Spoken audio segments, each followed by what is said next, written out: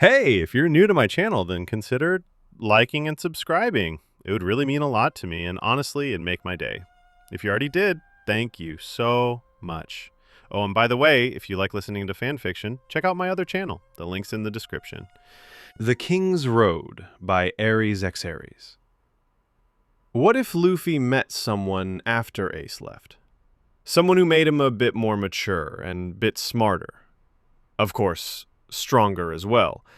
Luffy harem, early haki. Great Terminal was an unsightly place, trash as far as the eye can see, and even more people.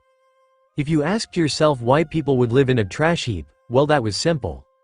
They were outcast. Great Terminal was home to the unfortunate, the undesirable, and the irredeemable.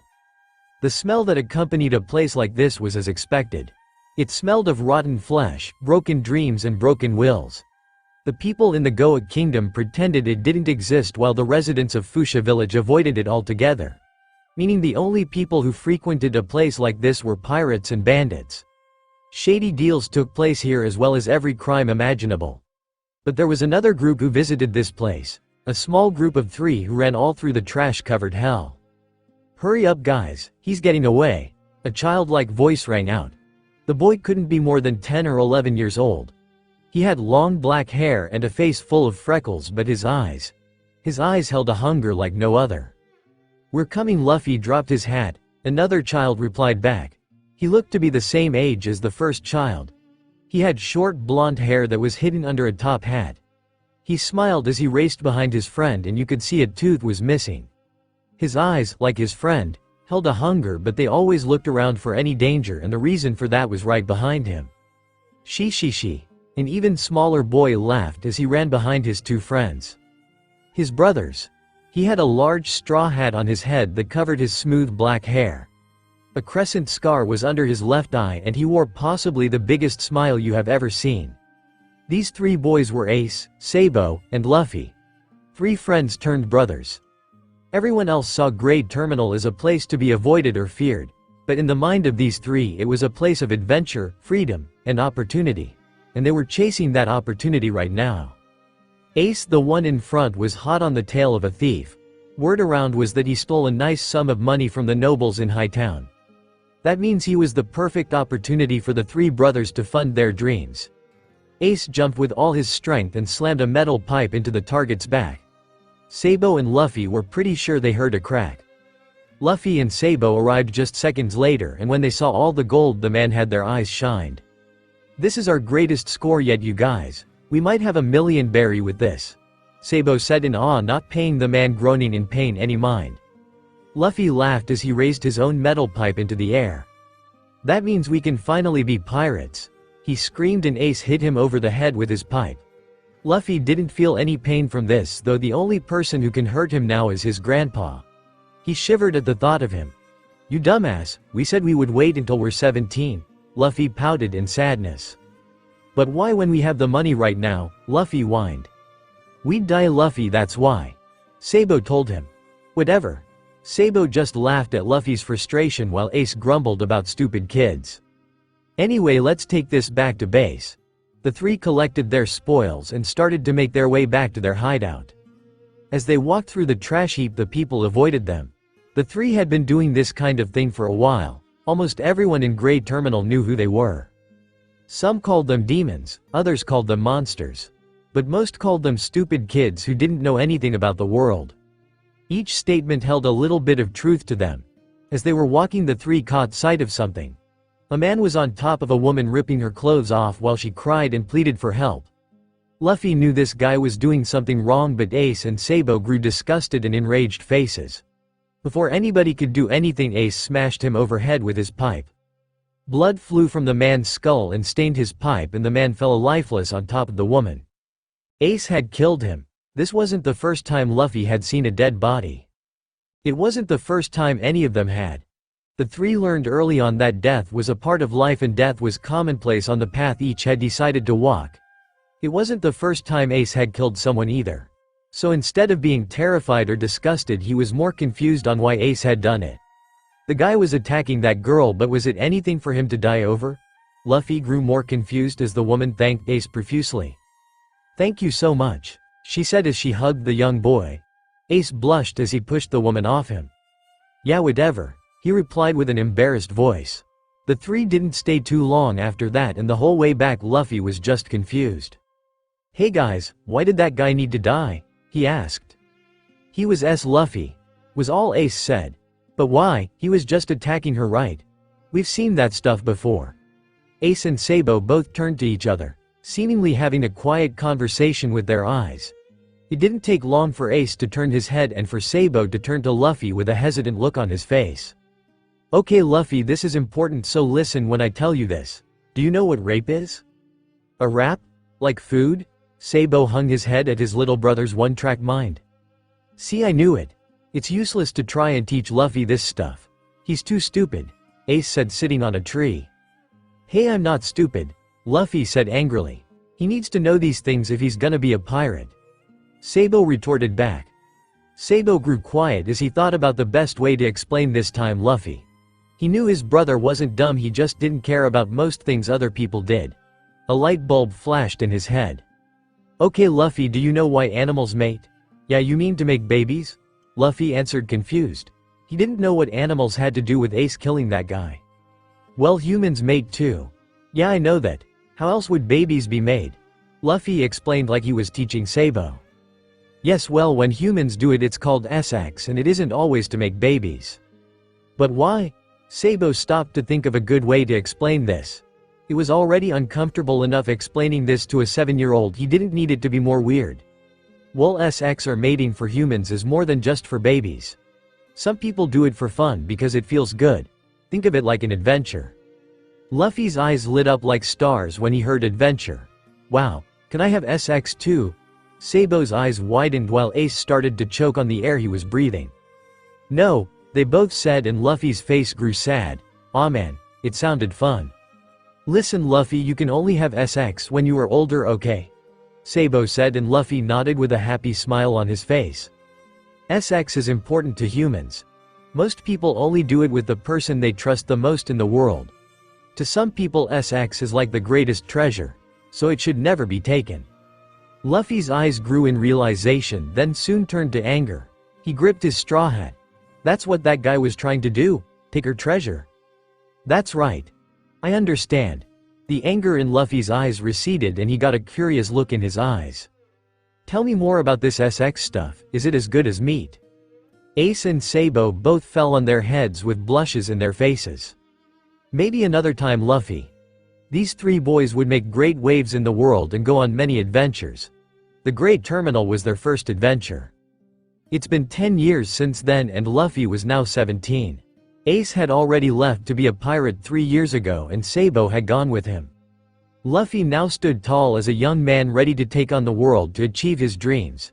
He now wore a red vest and blue shorts, on his feet were a pair of sandals. His back held the metal pipe he wielded as a child and a large sack. His head housed his straw hat, only now it wasn't too big for him.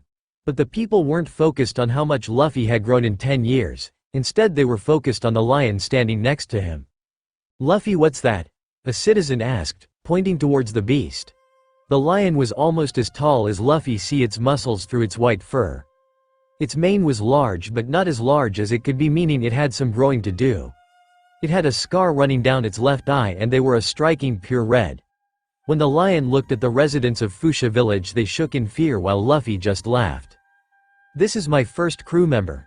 His name is Shiro. Luffy said excitedly. Luffy loaded his things into a small boat that he and Shiro barely fit into. Are you sure you don't want my old fishing boat? Someone asked him, but Luffy waved him away. No, I want to start with nothing. Just like Ace and Sabo. He said, much to the confusion of the others. Though the mayor and Makino smiled. Okay guys, I'm leaving, pretty soon you'll see my wanted poster everywhere, he said as he started to row away from the island. The people cheered him away. He barely made it 15 feet before something happened. Grr! Shiro growled and his claws dug into the wood of the ship. The water started to rumble and Luffy smiled.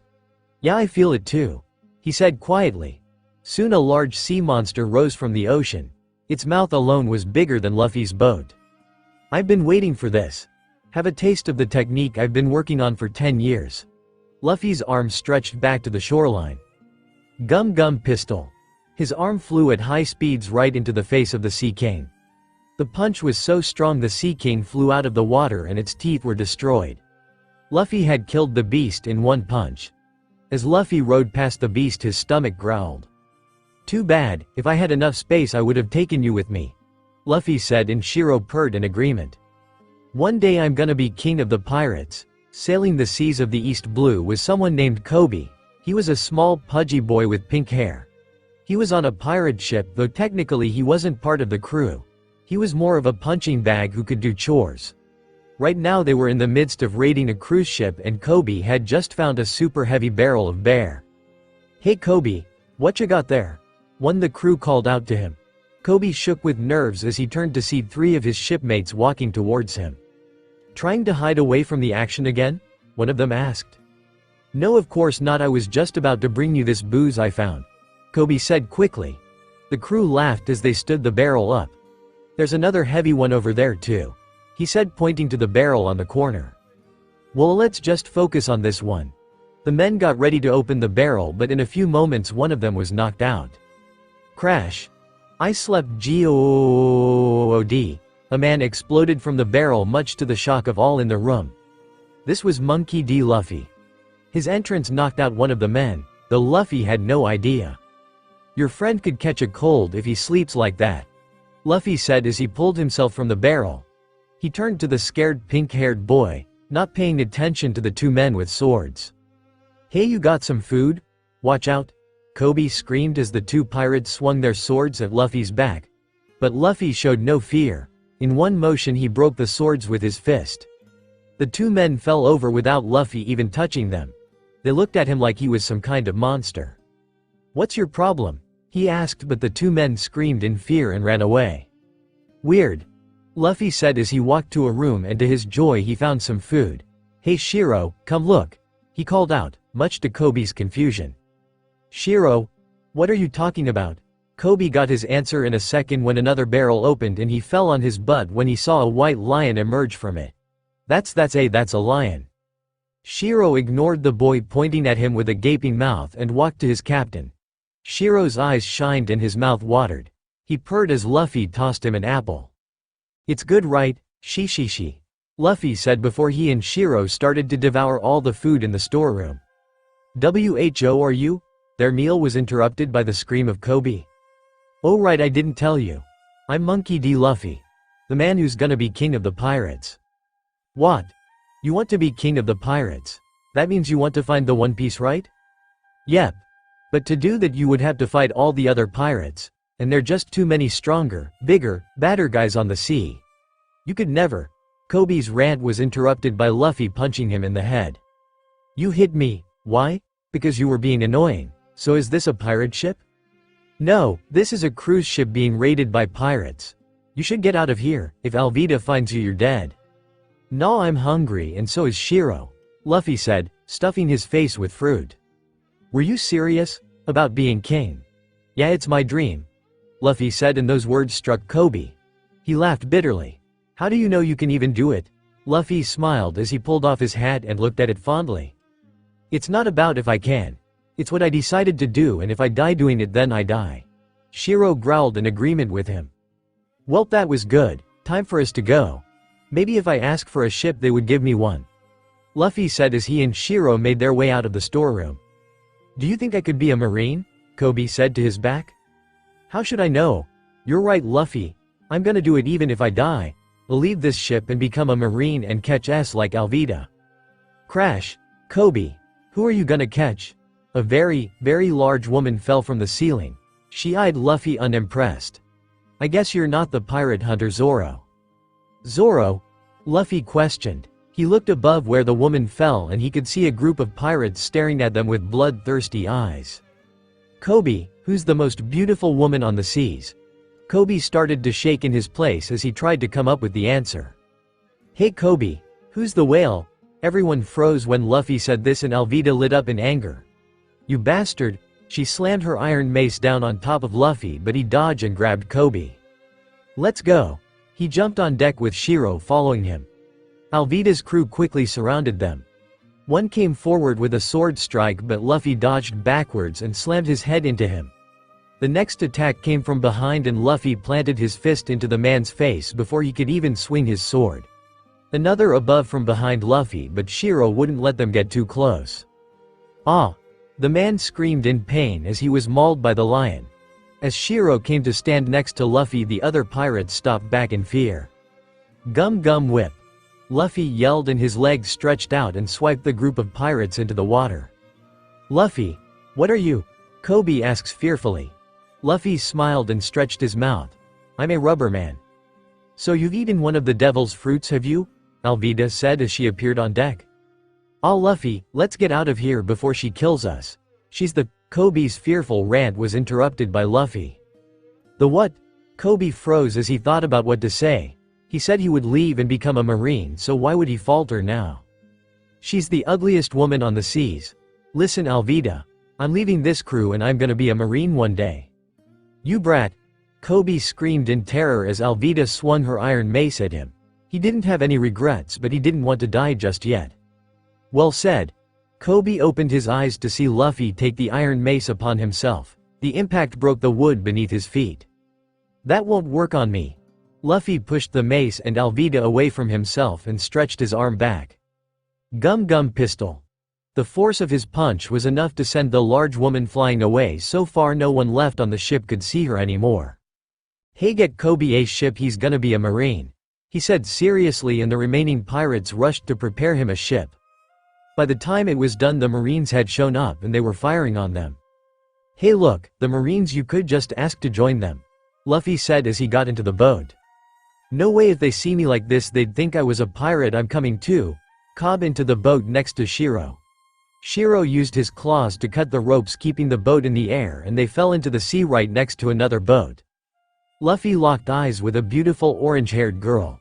She had shocked eyes as she looked between Luffy and the lion next to him. Let's book it, Kobe. So Kobe, who's this Zoro guy? Luffy asked. The three of them had been drifting for a few hours now. They call him Pirate Hunter Zoro. They say he's a demon in human skin and he cuts up pirates for fun. Kobe looked scared just talking about the man. Luffy looked to be excited though. I heard he was captured by the Marines recently though, in a place called Shell Town. Luffy's face grew disappointed. So he's weak then? No way. Did you not hear me? I said he's a demon who kills for fun, Kobe exclaimed, accidentally bumping the sleeping Shiro. He shrunk into the corner of the boy when the lion growled in its sleep. Why do you want to know anyway? Because if he's a good guy I'll ask him to join my crew. Luffy said with an easy smile. Kobe's jaw nearly fell from his mouth. Didn't you hear me? He's a demon. Yeah, I'll see for myself. Now to Shell Town, Luffy said, pointing into the distance. It didn't take long for them to get to the marine base Shell Town. The people looked terrified as they watched Shiro follow behind the two. They walked into a restaurant and the people immediately froze when they walked in. Luffy sat down at a nearby table while Kobe sat across from him and Shiro sat at his feet. A very scared woman approached them to take their order. I'll take 2 of everything please. Luffy said, yes sir, coming right up. The woman said quickly and dashed away from them. Man, this place has good service. Look at how fast she took my order. Luffy said while Kobe fell on his face. Or maybe she was afraid of the lion sitting next to you. But Shiro's nice. Luffy said confused and Kobe just gave up. You're hopeless, he said depressed. It didn't take long for the food to come out, which was good for Luffy as he was starving. He started to inhale all the food on the table, of course giving a fair portion to Shiro. When he was finished he patted his enlarged belly with a satisfied smile. Man, that was good. Now it's time to look for this Zoro guy. He said, and the people in the bar jumped when they heard Zoro's name. Shi, these people are funny, Luffy said. I hear this town is under a marine captain named Morgan. I wonder if he'd accept me, Kobe said, but like when Luffy said Zoro's name the people jumped in fear. Kobe looked around confused while Luffy had no expression on his face. I wonder why they jumped like that, Kobe questioned. The world isn't black and white, Kobe, Luffy said seriously. Kobe looked at him confused. What does that mean? Luffy didn't elaborate, instead he paid for his food and left with his hands neatly in his pockets. Luffy, where are you going? Kobe said as he followed after him, to where Zoro is. But how do you know where he is? Luffy just smiled at him. I can feel it, he said, and Kobe just looked even more confused than before. The pirate was an enigma to him. They kept walking until they came across the gates of the marine base. Kobe gazes upon the gates with awe and teary eyes. I can't believe I'm really here. This is my dream. Hey, look, the demon. Luffy said from on top of one of the walls. Kobe had a ludicrous expression on his face as he got on the wall next to Luffy. That's impossible, Luffy, no way they would leave him in the open like, oh my god, it's him. Tied to a cross in the middle of the courtyard was a green-haired man with a bandana tied around his head. He wore black pants and boots with a white shirt and a green haramaki around his waist. He's been out here for a while if the dirt and grime on him was anything to go by. The man looked up at them with a mean glare that had Kobe shaking in his boots. It was like a starved beast looking at prey. Get lost, you're an eyesore, he said forcefully, and Kobe nearly fell from the ledge. Luffy meanwhile watched with a blank expression on his face. He was analyzing the man. In the midst of this, a little girl propped a ladder on the wall and climbed up. She motioned for Luffy and Kobe to be quiet and jumped over the wall. Zoro looked at her like an annoyance and told her to leave. I made you rice balls, she said. I don't want them, leave now or else, Zoro said with mild anger. But I worked hard on them. Leave, Zoro exclaimed. The girl jumped and seemed to want to cry. Now Zoro, that's not good, she said. She worked hard on those.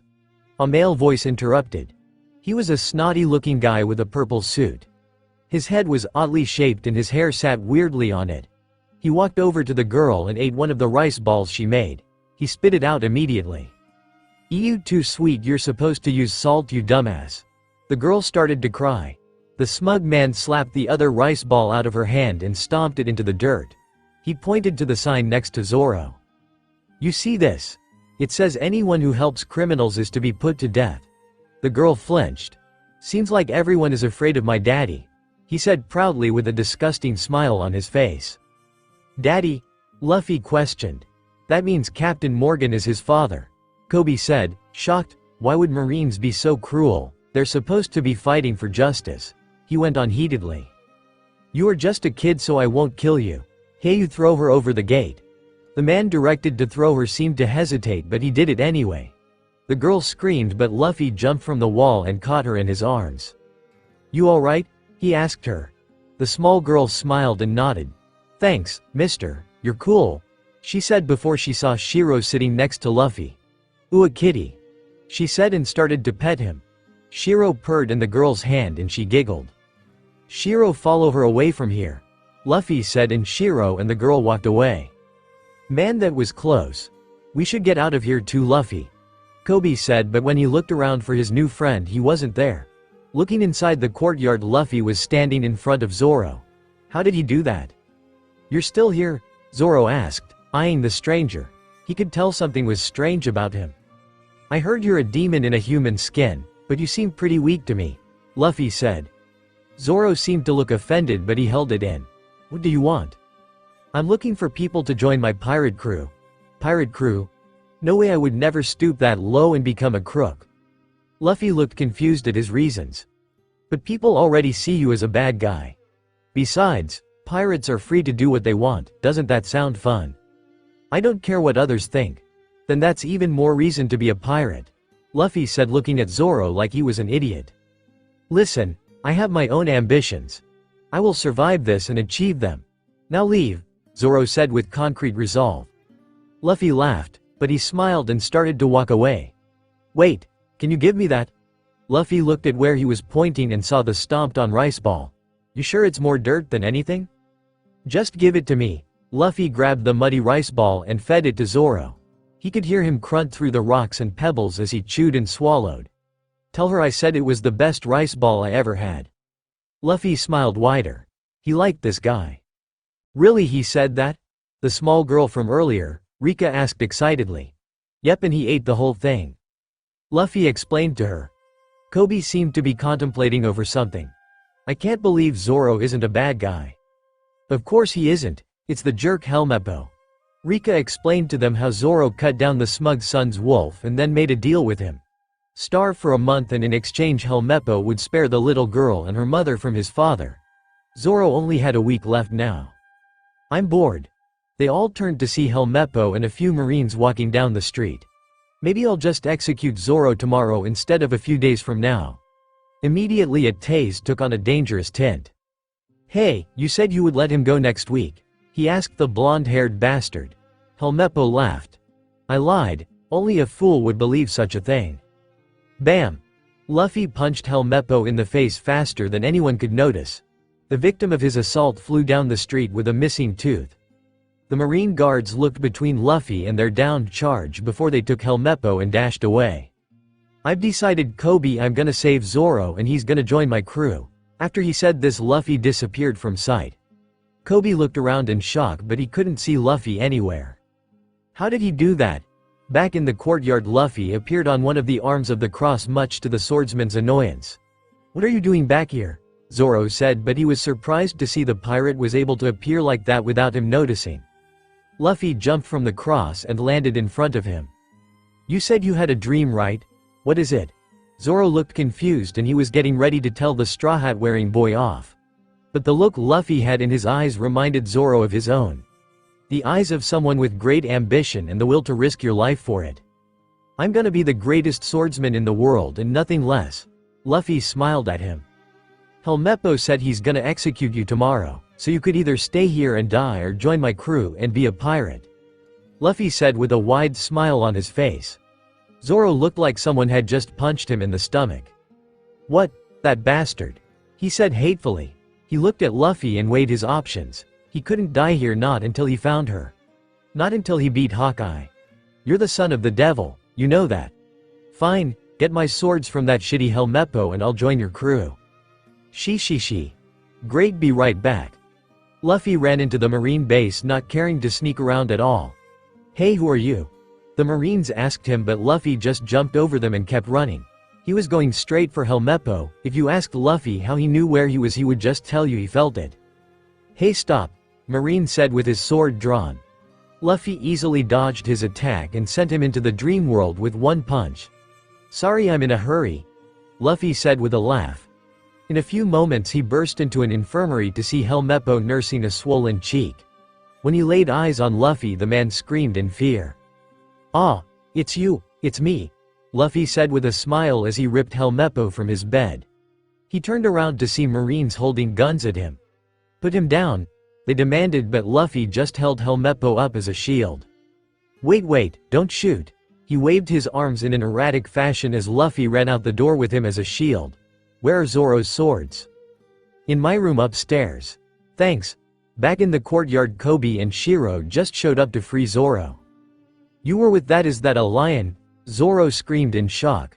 Kobe got to work on freeing him and ignored his shock over Shiro. Hey, why are you helping me?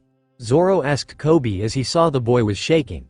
Luffy told me this world isn't black and white. I didn't know what he meant, but now I do. The Marines might not always be good and guys like you won't always be bad. This is wrong. It's not justice. I won't ask you to join his crew or anything, but please help Luffy, Kobe said desperately. Luffy? If you mean that guy with the straw hat, don't worry. He's my new captain. Kobe looked surprised when Zoro said that, but Shiro's ears perked up and he slashed the ropes holding Zoro with his claws. Thanks for that. Now all I need is my swords, Zoro said, stretching his strained body. Hold it. A strong male voice rang in the courtyard. The trio turned to see Captain Morgan and his troops standing with guns aimed at them. Morgan was a huge man that towered over his troops. He had a metal brace on his lower jaw and blonde hair like his son. His name, Axe Hand Morgan, was right on the nose as one of his hands was replaced with a huge axe. Oh crap, this isn't good, Zoro said nervously. Kobe was shaking in his boots and Shiro was growling loudly with his red eyes focused on the enemy. Men aim and fire. Bang, bang, bang, bang, bang, bang, bang, bang. Shots rang through the courtyard. Zoro grit his teeth in anger as he faced down death while Kobe closed his eyes in fear. Not on my watch. Everyone heard a voice and in a second Luffy appeared in front of the trio with his arms spread out in a shield. Luffy, Kobe and Zoro screamed in fear for him. Luffy kept an easy smile on his face however as the bullets hit him. Everyone watched in shock. Instead of piercing him they instead were caught by his rubber body. His skin stretched backwards and shot the bullets back out at twice the speed. The bullets hit some of the Marines making them fall and scream in pain. "That won't work on me," he said laughing. Luffy turned around and handed Zoro 3 swords. In his hands he held 2 regular katanas but the last one was special. Luffy could tell. It's sheathed black with gold dragons overlying it. The guard had a similar dragon design and its handle was black. "I didn't know which one was yours so I just grabbed them all." Zoro took all 3 swords. "They're all mine. I use the 3-sword style." "Luffy, watch out!" Kobe screamed as the remaining Marine soldiers charged at him with swords drawn. Luffy didn't move, instead his new crew member sprung into action. 2 swords in his hands and 1 in his mouth, Zoro was able to block all the swords with his own. "Move you and you die." The Marines froze in fear at the tone of Zoro's voice. "From today on I will fight as a pirate in your crew. It doesn't matter how, but I will spread the name Roronoa Zoro throughout the world and become the world's greatest swordsman. If there ever comes a time you get in the way of my goal you will have to take responsibility," Zoro said, deadly serious. "That's fine, the king of the pirates should have nothing less than the best in his crew. I promise you Zoro, on my crew you will take the world stage." Zoro's eyes widened in shock at the proclamation of his. He could tell Luffy was no normal man. "Seems like I picked a good captain to follow," he said with a smile. "You should duck," Luffy said, and Zoro did as instructed. Gum gum whip. Everyone besides Kobe looked like they were struck by lightning as they watched Luffy's legs stretch and easily swipe away the Marines. "What are you?" Zoro asked as he stood next to Luffy. "Just someone who ate the gum gum fruit," he said, smiling. "Captain, we can't beat them, they're monsters," the Marines yelled. Morgan didn't say anything at first, he just stood there with a blank expression. "Any Marine who spoke a word of weakness, kill yourself," he said. It was an absurd order, but what was even more absurd was that the Marines were really gonna do it. "They're crazy," Zoro said with disgust. Luffy raced past him and the Marines and appeared in front of Morgan. He stretched his arm back and slammed it into him. Morgan blocked his attack with his axe, but the attack held so much force that it pushed him back and dented the axe. "You straw hat wearing bastard. People with no name or status have no right to attack great people like me. I am Axe Hand Morgan." Luffy smiled as his hat hid his eyes. "And I'm Luffy." Morgan rushed Luffy and slashed down at him. The attack was so powerful it cut right through the ground and made a small chasm. Luffy dodged the attack and jumped into the air and planted his 2 feet into the Marine's face. The force pushed Morgan onto the ground, but he got up quickly. "You're gonna die, Straw Hat," the captain screamed.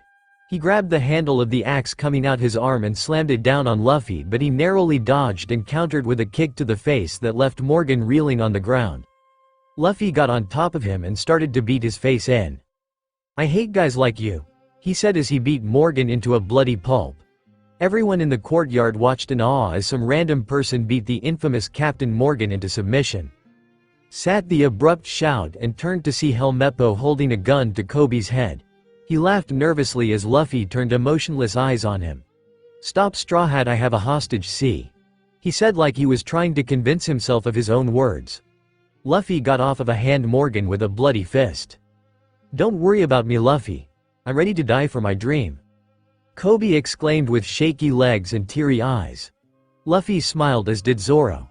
"You hear that, dumbass? Kobe's ready to die. Are you?" Luffy said with a warning tone, and in just a few moments everyone saw why. Shiro jumped on Helmeppo from behind and bit deep into his shoulder. He passed out from the pain almost instantly. But in the midst of this happening, Morgan was able to stand on his feet. His eyes were half-lidded and his face was black and blue. He was being controlled by our rage. "Luffy, behind you!" Kobe screamed, but Luffy didn't turn around. Instead, Zoro appeared behind Morgan in a flash and blood spluttered from the Marine's chest. "Nice one, Zoro. Just doing my job, Captain," Zoro said before he turned his gaze to the remaining Marines. "Who else wants to fight?" he said, but instead of raising their weapons for battle they threw them into the air in celebration. "Yeah, Morgan's is defeated," they screamed and danced around much to the others' confusion. "Hey Luffy, can we get something to eat?" Zoro asked as he fell over onto the ground. Luffy picked him up over his shoulder and started to make his way back to the bar they first ate at. While Luffy and the others were battling in the courtyard, there was someone else in the marine base. The same orange-haired girl that Luffy saw when he left Alvida's ship. She was looting the place just as she had done on Alvida's ship. Right now she was looking for a very specific item. Tick. I got it, she said in excitement. She had just opened a safe and found what she was looking for. A single piece of paper, but the girl looked at it like it was the brightest of diamonds. Once she opened the paper though, her expression took on disappointment and anger. Damn it, someone got here first. On the paper was the mark of a pirate. Buggy the Clown. I'll get that map one way or another. Back in town, Luffy had taken Zoro to the bar where he ate. Coincidentally, it was the same bar where Zoro had been arrested. The swordsman had just finished eating a meal for 10 people, but his captain had eaten one for 15. How the hell did you eat more than me? I've been starving for weeks. Zoro asked and Luffy just laughed. So how many more crew members do you got lined up? Zoro asked. It's just us. Well, there is one guy. Luffy said simply. Who is it? He was someone that was recommended to me when I was just a kid. I gotta see him for myself though. Luffy explained and Zoro didn't ask any more about it. And a ship? Tell me you at least have that much. Right out there. Zoro looked out the window only to see a small dinghy that a dog was pissing on. So 2 guys and a lion is what amounts to a pirate crew, huh? Yeah, but we'll get more crew members and a big ship eventually. You gotta start somewhere, right? Hey Luffy, where are you and your crew going next? Rika asked him. The Grand Line, of course. WHAAATTTTT. You have 2 men and a lion. No way you can make it on the Grand Line, Kobe said. Rika looked confused. Is it really that dangerous? She asked. Of course it is. They say the Grand Line is the pirate graveyard and it's a sea where one slip up means death, Kobe said, shaking just talking about it. I've heard people talk about it. They say anyone who enters the Grand Line never makes it out alive, Rika's mother said with a fearful tone. Well, that's too bad because that's where the One Piece is. But you can't, Kobe said. What do you care, you're not coming with us, Zoro said. Kobe looked downtrodden. Yeah, but I still worry. I haven't known Luffy for that long, but he's still a friend, right? Yeah, of course we might be separating now, but we'll always be friends, Luffy said, and Kobe smiled brightly. The doors to the restaurant opened and Marines filed in. We have heard that you are pirates, is that true? The leader, Ripper, asked. Yep, I just got my 2nd crew member, Luffy bragged. While I am grateful for what you did, we cannot allow pirates to stay here. In exchange, we won't report what happened here today, he said, and Luffy got up taking a sack of food that Rika's mom had given him. It's fine, we were already leaving. You can report what happened, it'll be doing me a favor, Luffy said with a laugh. Ripper nodded in understanding. Bye kitty, Rika said, petting Shiro one last time. As they were walking out the door, Ripper stopped them. Hold on, is he with you? He asked, pointing at Kobe. Nope, he's just some coward I picked up. He has no place in my crew, Luffy said as he kept walking. Kobe looked hurt by his words, but he understood why he said them. Luffy told them the truth. He was just some coward he picked up. He didn't belong with them. Kobe's eyes shined with realization. He has no place in my crew. Even now Luffy was helping him. Kobe looked at the Marines with fire in his eyes. Sir, please let me join the Marines. You know that was pretty harsh, what you said. It was the truth. Kobe doesn't belong with us, he's gonna be a Marine, Luffy said, smiling as always. As all 3 of them got into the boat, the space was tight. Shiro, move over, Zoro said, pushing the lion into the other half of the boat with Luffy. The lion growled at him but laid down next to Luffy, just barely leaving space for his rubber captain. So what's the plan, Captain? We'll go to the Grand Line and pick up as many crew members as we can before we get there. And from then on I'll find the One Piece and become king of the pirates, Luffy said as they drifted into open waters. Sounds simple enough. You seem pretty obsessed with becoming the king. Any reason? Zoro asked, looking to find out more about the man he's taken as captain. Reason? I made a promise to someone long ago. I told him I would gather a crew and find the greatest treasure and become the king of the pirates. And my hat is the symbol of that promise, Luffy said, looking at the hat fondly. Zoro looked at him with understanding and recognition as he gripped the sword in his hands. "Aren't you gonna ask me why I want to be the greatest swordsman?" Luffy looked at him with a smile. "I don't care about the past, Zoro. You want to be the greatest swordsman in the world, and as your captain I will help you achieve that goal. That's all that matters." Zoro looked at him in surprise. He knew his captain was different, but this. "I made a promise to my friend. We promised we would fight for the title of the world's greatest swordsman. But one day she disappeared and she took her family's sword too.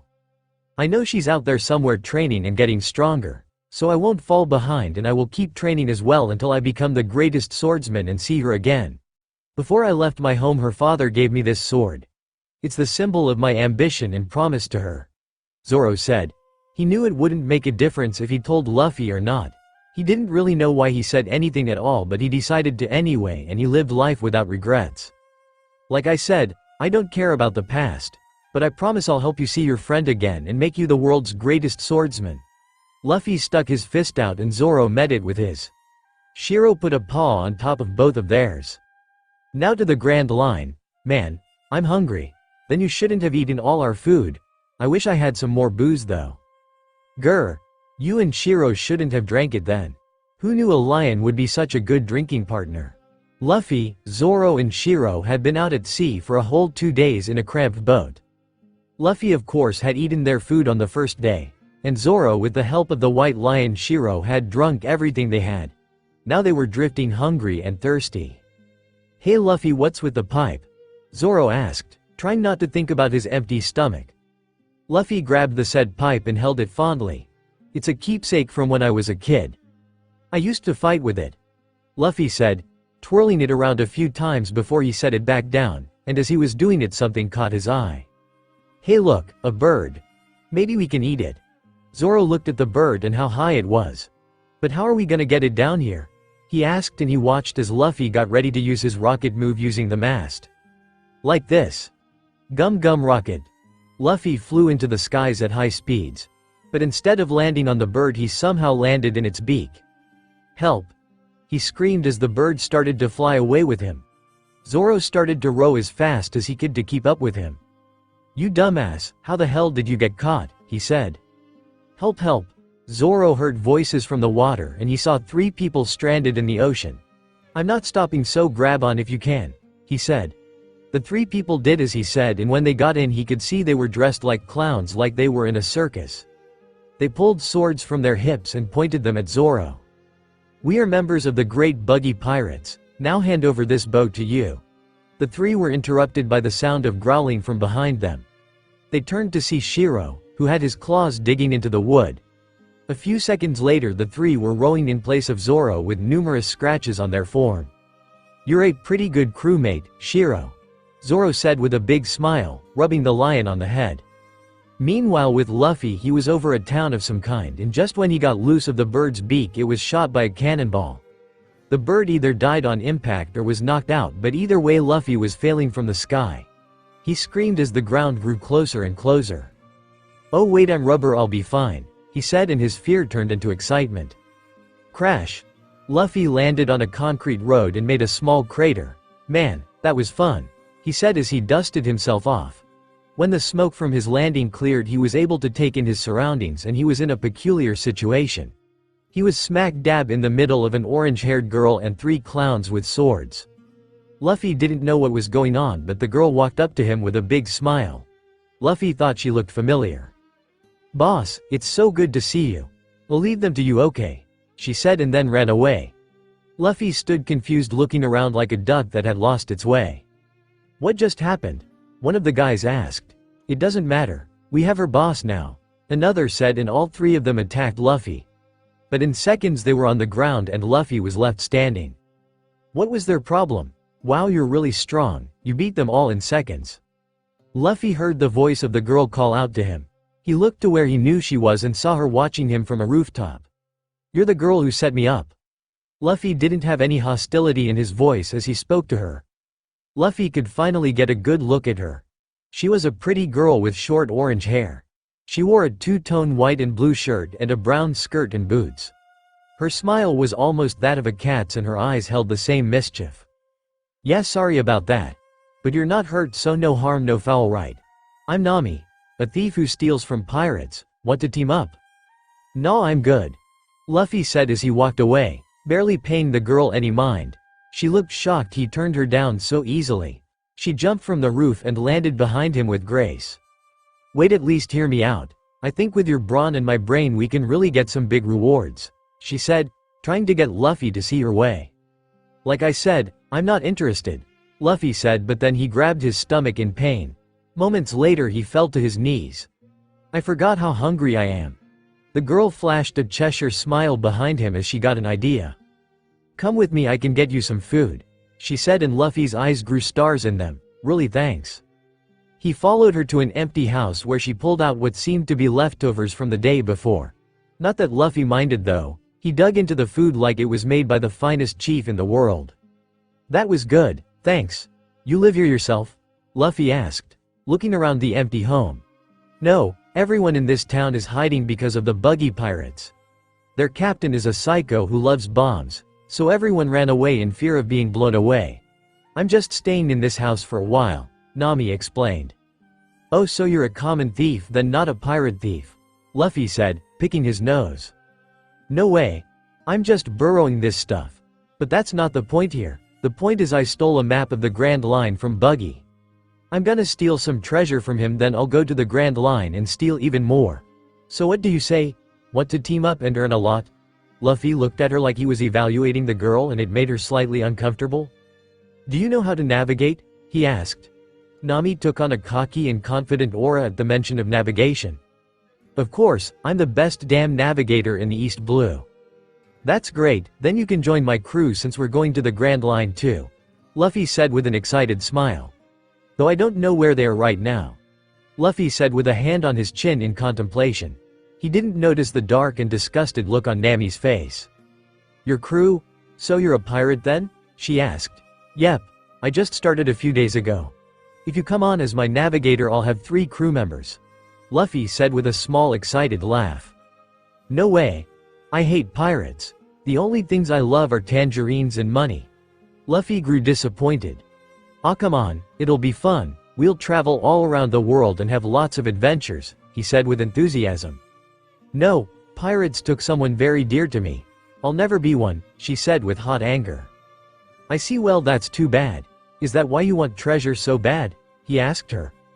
I need 100 million berry to buy a village. That's my goal. That's like a lot. I know, but I'm almost there, Nami said with an air of melancholy. Well, good luck, I got to go, Luffy said as he got up to leave. Wait, I'll join you if you do something for me, Nami said. She had an all too innocent smile on her face as Luffy turned to her with hope in his eyes. Really, what is it? Just come with me to Buggy, that's all. Luffy didn't look suspicious in the slightest, and Nami laughed internally at his stupidity. Nah, that just sounds like another setup, plus my crew just got here so I gotta go, he said simply and walked out the door, leaving a gobsmacked Nami in the house. Nami stood there for a few minutes before she booted out the door after Luffy. Wait, you can't just turn me down like that, she said as she caught up to him. Why not? Besides, I'm not interested in this Boogie guy, Luffy said, walking down the street carefree. It's Buggy, Nami screamed. Nami had one more idea to get Luffy on her side. She pulled her shirt down just a little to show her chest and leaned forward a little to make them bigger. You wouldn't leave a pretty girl like me all by herself, would you? Luffy looked back at her and took in her pose, and Nami thought she had him. Yeah, you're pretty alright, he said as he kept walking. Nami fell over in shock. No one has been able to resist my SXY routine like that. Nami gave up on trying to convince him and just decided to follow the boy. He was strong. Maybe she could still use him. There had to be something he could take advantage of. Hey, Zoro. Shiro, Luffy yelled when he spotted his 2 crewmates. Zoro was just getting off their boat and Shiro wasn't far behind. Nami looked up to see his crew only to freeze. There was a green-haired man with 3 swords and the other was a lion. She screamed in shock and Luffy looked at her confused. Why is everyone so surprised to see Shiro all the time? Zoro shook his head at him while the lion seemed to shrug his shoulders. Well, people don't usually walk around with a lion as a companion, Zoro said. But he's nice, Luffy said as he petted the lion. Rawr, Shiro agreed, seemingly smiling and reveling in Luffy's touch. Zoro eyed the shocked girl behind his captain. "Hey Luffy, who's the girl?" he asked.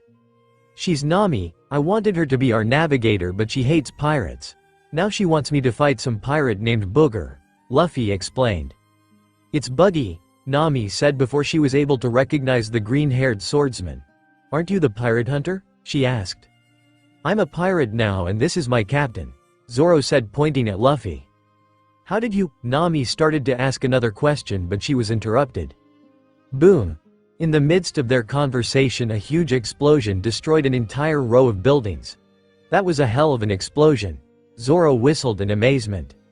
"Yeah, that was Buggy. He's been blowing up the town ever since he got here," Nami explained. "Is that why you want Luffy to beat him?" Zoro asked. "No, I want his treasure. I'm a thief who steals from pirates," Nami said. "Hey Nami, I've got an idea. How about you become my temporary navigator?" Luffy proposed to her. "Your temporary navigator? Yep, I need a navigator for my next destination and you want this treasure, so how about we team up for now?" Nami thought about it. It sounded like a good deal. And he didn't say anything about splitting the treasure. "Okay then, deal," she said with a big smile. "Yeah, I got a navigator," Luffy screams excitedly. "Temporary navigator," Nami corrected heatedly. "I still hate pirates. I'm doing this for the treasure only," she said, and Luffy just looked at her with a smile. She didn't like that smile. Something about it told her he was different from other pirates she's met. After that they started to follow Nami to where Buggy was. "So what's this Buggy guy look like?" Zoro asked, wanting to know about their enemy. Nami pulled out a wanted poster and handed it to him. Luffy peeked his head over his shoulder to see too. "Whoa, he's got a big nose," he said, breaking out into laughter. Zoro couldn't help but laugh with his captain, and whatever Shiro was doing was clearly a laugh if the tears were anything to go by. "You three are idiots," Nami screamed at them. Her teeth somehow grew sharper in her mouth with her anger. "Buggy is a real ruthless guy. They even say he has some weird power," Nami explained, trying to make them see this was dangerous. "What's that smell?" Luffy asked, not paying attention to her. "Were you even listening to me? Smells like smoke," Zoro added. Luffy didn't even say anything, he just took off down the street. "Let's check it out," he said after he was already around the corner. It didn't take long for the group to catch up with Luffy, and when they did they saw him standing in front of a burning building. As they got closer they saw an old man and a small dog crying in front of the building. "Luffy, what happened?" Zoro asked. "Don't know. Hey old man, what happened?" The old man, who was dressed in some form of armor, looked emotionally distressed. "The Buggy pirates. That beast tamer's lion destroyed the shop and Shushu fought him," he explained, and Nami seemed very surprised at that fact. Why would a dog fight a lion? This store was his old master's. He left and told Shushu to protect it. So he abandoned him? Zoro was disgusted by the act. "No, he died. But Shushu didn't care. He's been protecting this shop waiting for him to return. It was the only thing he had left of him. It was his treasure and those pirates destroyed it," the old man explained to them. Nami looked like she was about to cry while Zoro and Luffy's eyes were shadowed. "Let's go Zoro, Shiro. Rawr!" The air that Luffy and his crew had was dangerous, and the old man and Nami could see it. Nami didn't understand why they seemed so angry. They were pirates, they didn't feel sympathy. "Hey, those pirates are that way. I know," Luffy said. "Luffy, what's the plan here?" Nami asked, and Luffy looked at her with a raised eyebrow. "Plan? We're gonna kick their ass." Nami hit her forehead in frustration. "Luffy, this guy has at least 50 crewmates and you have one guy and a lion. Numbers don't matter. Because I'm strong," Luffy said, and just as Nami was gonna hit him over the head he opened his mouth again. "Hey big nose," Luffy screamed. "Are you crazy? He hates anybody talking about his nose." "Who the hell just said that?" They all looked up to see a man dressed as a clown with a long cape. His outfit had an assortment of colors and his hair was blue. He had clown makeup on and, like Luffy said, a huge red nose. 5 knives popped from his wrist and he held them each between his fingers. He eyed the group below him with a bloodthirsty glare. "Who are you bastards? We're pirates. Now come down here so I can kick your ass, big nose." Buggy eyes looked like they were dyed red in anger. "Prepare the buggy ball." the clown captain screams. The others sat there and watched as they loaded a large cannonball into an even larger cannon. So your goodbyes, you flashy idiots. Fire. The cannonball was fired and Zoro and Nami bolted behind buildings, but Luffy and Shiro just stood there. Luffy took a deep breath and his body started to rapidly expand until he had a huge stomach. Gum gum balloon, he said and caught the cannonball with his inflated stomach. Everyone watched with ludicrous expressions as he shot the cannonball back at the pirates. Boom! The cannonball demolished the building, killing many of the buggy pirates on impact. Zoro and Nami came from hiding and Zoro had an embarrassed look on his face. Hey, warn me next time, you're making me look weak, he said, his bandana already tied around his head for battle. She, sorry. Luffy said, laughing. What are you? Nami asked fearfully. I'm a rubber man. Luffy said, stretching his skin, and Nami looked like her skin was crawling. You bastards, Buggy's voice interrupted them and he appeared holding two of his own men up as shields. You've caused me a great deal of shame. Moji, Kabaji. Two people appeared from behind Buggy. Well, two people and a giant lion appeared from behind Buggy. I am the vice captain of the Buggy Pirates. Beast Tamer Moji. And this is Richie. One of them announced. He seemed to be wearing a wig of some kind that looked like sheep fur. While he wore a similar item to cover his chest. He wore blue pants and animal-style shoes as he rode a large yellow and pink lion. Luffy's eyes narrowed slightly, but Shiro stepped toward before he could. You want to fight them, Shiro? Grr. The lion responded. I am Kabaji, the chief of staff of the Buggy Pirates. Kabaji rode a unicycle and he used a cutlass as a weapon. His black hair was in a ponytail with a long bang hanging in the front. He wore an open blue vest and black pants and shoes of the same color. His most unique feature was his plaid scarf. Shiro was the first to make a move.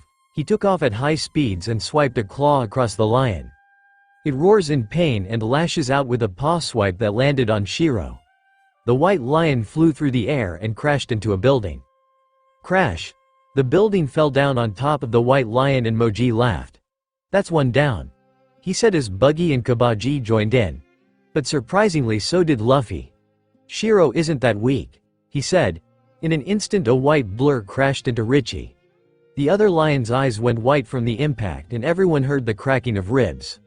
Rish and Moji flew through multiple buildings before they stopped, and when they did up.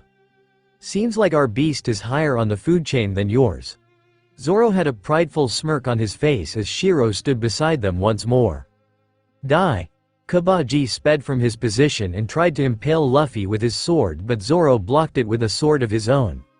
You're fighting me, pal, Zoro said as he lashed out with a slash.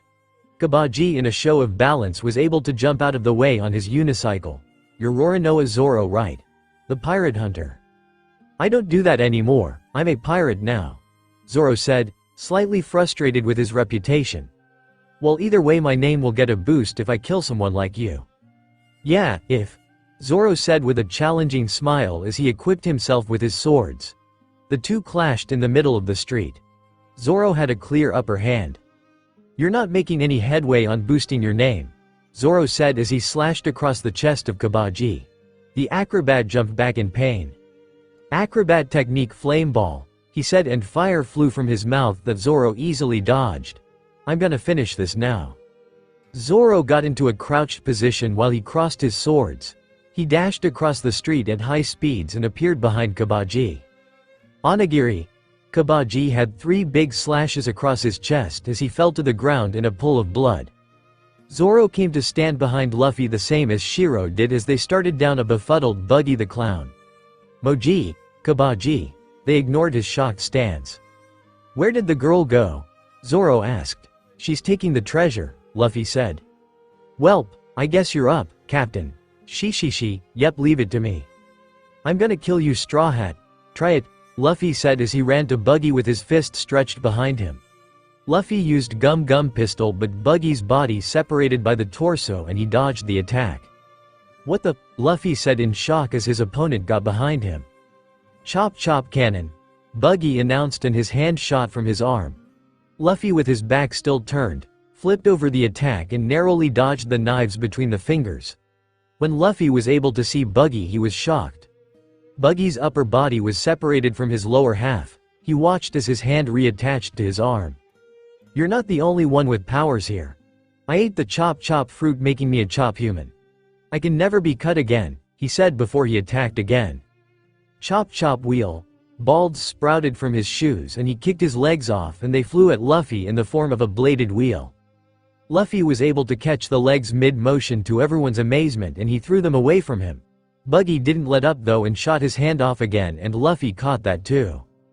"That won't work," Luffy said, but Buggy had a mischievous smile on his face.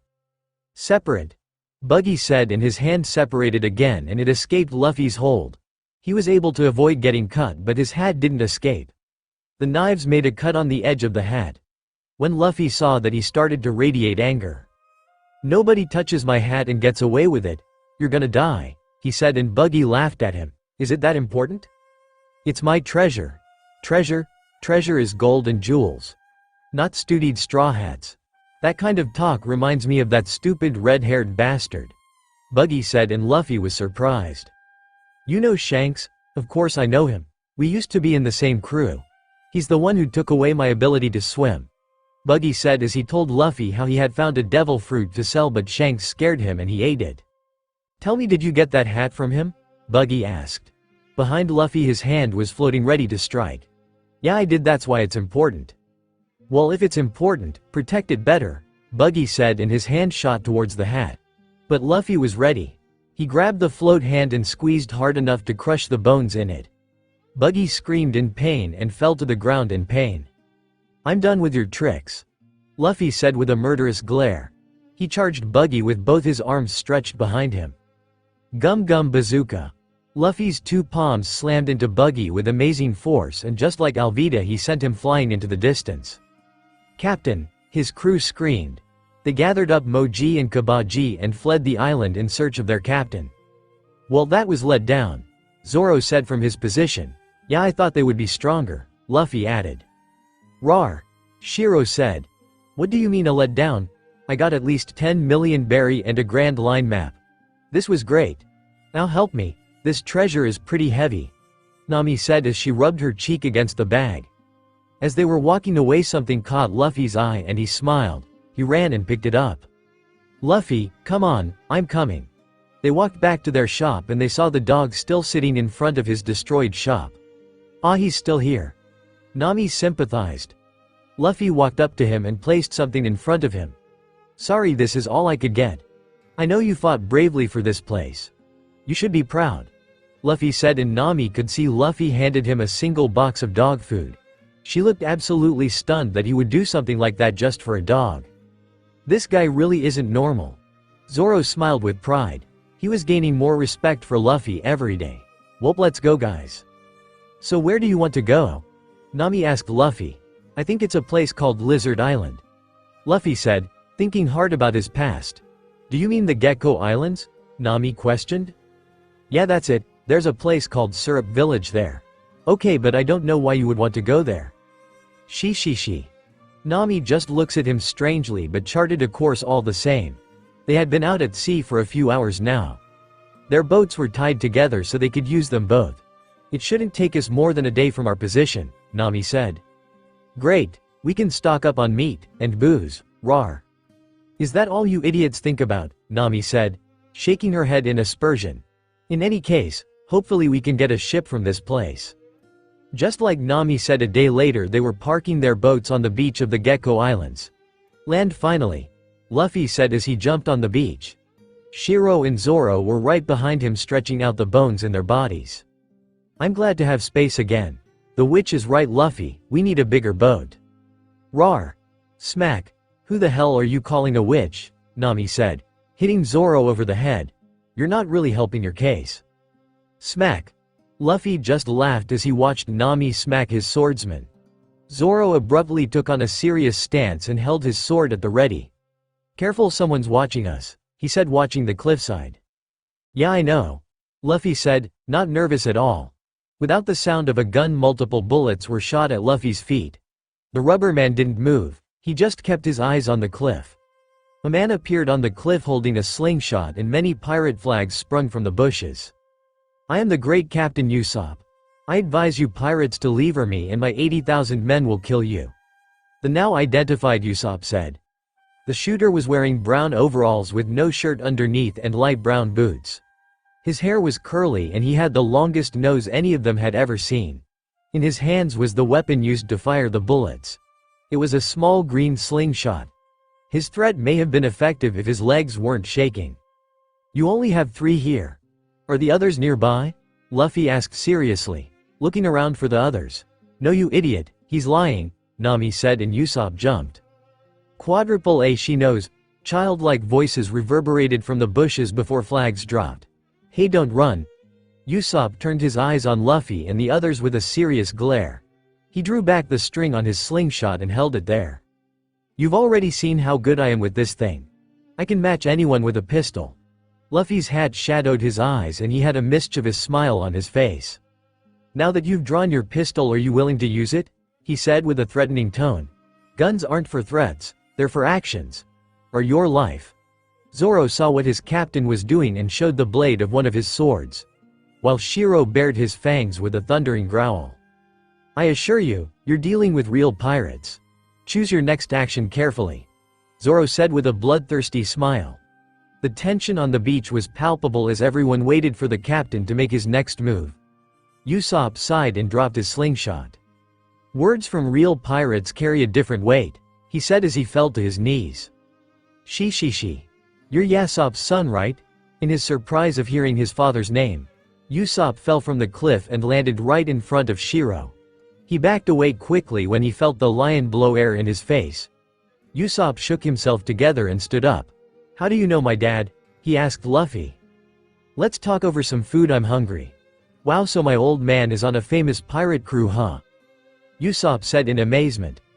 The sniper had taken them to one of the only diners in the village. Luffy has his face stuffed with food while Zoro was gulping down alcohol. And Shiro was doing both. Yep, he was Shanks's #1 sniper. He used to tell me all about his son back home. I've heard enough about you to make my ears bleed, Luffy said, and Usopp seemed to be lost in thought. I'm proud of my old man. Leaping into a pirate's life on the endless sea, Usopp said in a longing tone. Say, Usopp, do you know where we can get a ship around here? Luffy asked, patting his inflated stomach. A ship? No, I don't know anyone. Maybe the mistress has one, but she's sick, Usopp explained. Sick? Nami questioned. Yeah, it happened about a year ago. Her parents died from a sickness, leaving her with the mansion and all its riches. But it left her depressed and bedridden.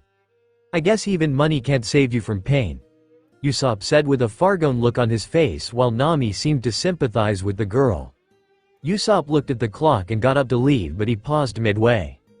Hey, I could take you to meet the mistress right now if you want, he said, sounding kinda nervous about it. That would be great, thanks Usopp, Luffy said as he got up and the others followed. Just don't make a scene, her butler is kind of an asshole. Well, that went horribly, Nami said. He tells us not to make a scene and he goes and punches the butler, Zoro added with a frustrated shake of his head. Well, he was right that butler is an asshole. It was like he wanted Usopp to punch him with all that stuff he was saying, Nami said disgustedly. She's met a lot of stuck-up people before, but that guy took the cake. Hey, where's Luffy? Nami asked, not seeing the rubber pirate. Zoro laid down in the shade of a tree getting ready to take a nap. He went after Usopp. That idiot. We need to make a plan for a ship. I found you. Luffy just appeared in front of Usopp, who was resting on a cliffside. This was his favorite spot on the island. From here he could see the vast ocean. Smell the salt in the air. In a way it made him feel closer to his dad. Why'd you run off? Luffy said as he sat down next to Usopp. To be alone, but that's not happening, Usopp said. They sat in silence for a few seconds before Usopp broke it. I can't believe that butler, talking bad about my dad like that. Yeah, I don't like that guy. I may have my qualms about him not being there for my mom, but I'm proud that he was brave enough to choose a life on the sea. And that butler tried to step on it. Usopp had fire in his heart as he said this. Hey Usopp, you want to join my crew? Luffy asked abruptly. Usopp froze on the spoon and looked at Luffy in bewilderment. What? Luffy laughed in his face. Do you want to join my crew? But why would you want a guy like me on your crew? You heard the butler. I'm just a liar, Usopp said in a depressed manner. You mean that butler? Usopp's eyes shifted to the shore and he laid eyes on the butler Clefador and a strange man. The butler was a tall man with slick black hair and glasses, while the other man was of similar height with long blonde hair and heart-shaped glasses. What the hell is he doing here? Usopp leaned over the edge and Luffy did the same. Don't know, but that guy he's with sure is weird, Luffy commented. Usopp motioned for him to be quiet so they could listen in. Django, I remember telling you to be inconspicuous, not to sleep in the middle of the road. The air the butler gave off was different from when they saw him at the mansion. He now stood with a level of authority he didn't have before. Don't worry, Captain Kuro, I've mastered the way of the chameleon. The man named Django accentuated his words with dance moves. I told you not to call me that. Kuro of 1,000 Plans is dead. Luffy could feel the bloodlust rolling off the man from his position on the cliff. Next to him, Usopp was shaking from the cold feeling he got. Are the preparations complete? Kuro asked. Yes, we can begin at any time. Operation Murder the Mistress is a go, Django said, dancing in his announcement. Luffy and Usopp's eyes widened several sizes when their ears caught those words. Murder Kaya? Usopp whispered fearfully. Good, then tomorrow morning you will attack from the North Shore and I can finally be rid of this farce and have the lady's peaceful life for myself, Kuro said with a sadistic smile that seemed to scare Django. Usopp and Luffy watched as the two pirates walked away from the shore. Usopp immediately hopped to his feet and Luffy watched as he freaked out over what he just saw. We have to go warm everyone. I had to tell Kaya. Are you sure? Luffy asked seriously. Usopp looked at him like he was crazy. Of course I'm sure. Didn't you hear they were going to kill Kaya? Usopp said, outraged. But will they believe you? After all, you were a liar. Usopp's anger dissipated for a few seconds and he thought about what Luffy said. He was a liar. A day didn't go by where he didn't tell at least one liar make up a story. But that's true, but I'll never forgive myself if I don't try, he said and ran off into the town. Luffy watched him go with a big smile on his face. She, he really is a cool guy. Luffy made his way back to where his crew was and he was greeted by Nami. Zoro and Shiro were sleeping under a tree.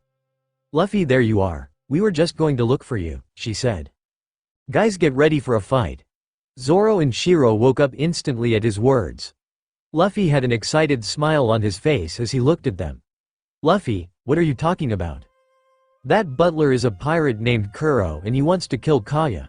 He's bringing his crew tomorrow morning, Luffy explained, shocking everyone. Zoro grabbed his sword with a bloodthirsty smile. Well, it seems like tomorrow is gonna be fun. Nearly an hour later, when the sun was setting, Usopp finally showed up. He was walking with an air of depression around him. His left arm was bleeding and his eyes seemed not to focus on anything. They didn't believe me. I guessed to them, even to Kaya, I'm just some liar, he said as he stood in front of Luffy and the others. What are you gonna do then? Luffy asked. Even though they shot at me and chased me with broomsticks, I still love this village. So I'm gonna fight for it. Usopp's aura in this moment was that of a true warrior. I won't ask you to help, but he was cut off by Zoro. Do you even need to ask? We're in. But you don't even know these people. Why would you risk your life for them? Usopp said, befuddled. Luffy laughed a little with his eyes shadowed by his hat.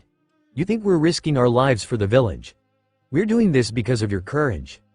You'll still fight even though you're scared. That's commendable, Zoro said. Rawr. Shiro agreed with them. Forget that. If pirates really are coming, that means they have treasure, Nami said with money signs in her eyes. You really are a witch, Zoro said while Luffy laughed. Are you sure about this, Luffy? I could have sworn they said the other side, Usopp said. Trust me, they're coming from this way, Luffy said at vast ocean. Usopp had taken them to where Kuro and Django discussed their plan as he was sure that's where they would attack from.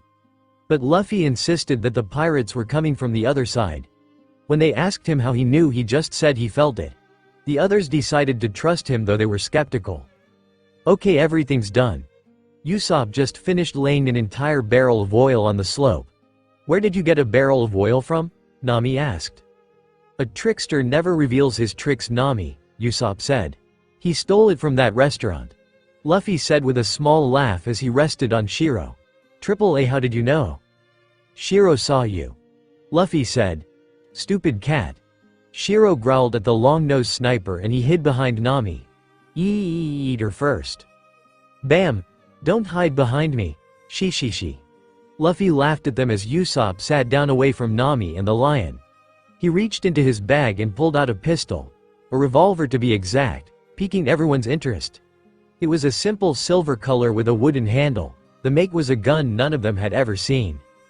"I thought you used a slingshot?" Zoro asked. Usopp held the gun in his hand like it was the first time ever. "I do, but this is in case I have to." Usopp pauses with a look of dread on his face. "Kill someone." Zoro finished for him. Usopp nodded with a gulp. Luffy lowered his hat over his eyes as he stared at the night sky. "My dad left it to me. I've never actually fired it at anyone before." Usopp explained and his hand shook. "Are you scared?" Zoro asked him. "Of course I am. What if I freeze up and can't pull the trigger?" "Killing doesn't make you a bad guy, Usopp." Luffy spoke for the first time in what felt like hours to them. "Yeah, but taking a life is," Usopp said with a shaky voice.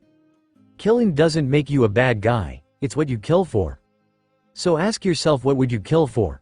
Luffy spoke powerfully. This was the first time any of them had heard him this serious. His words held weight, and for all of them they were something to think about. What would they kill for?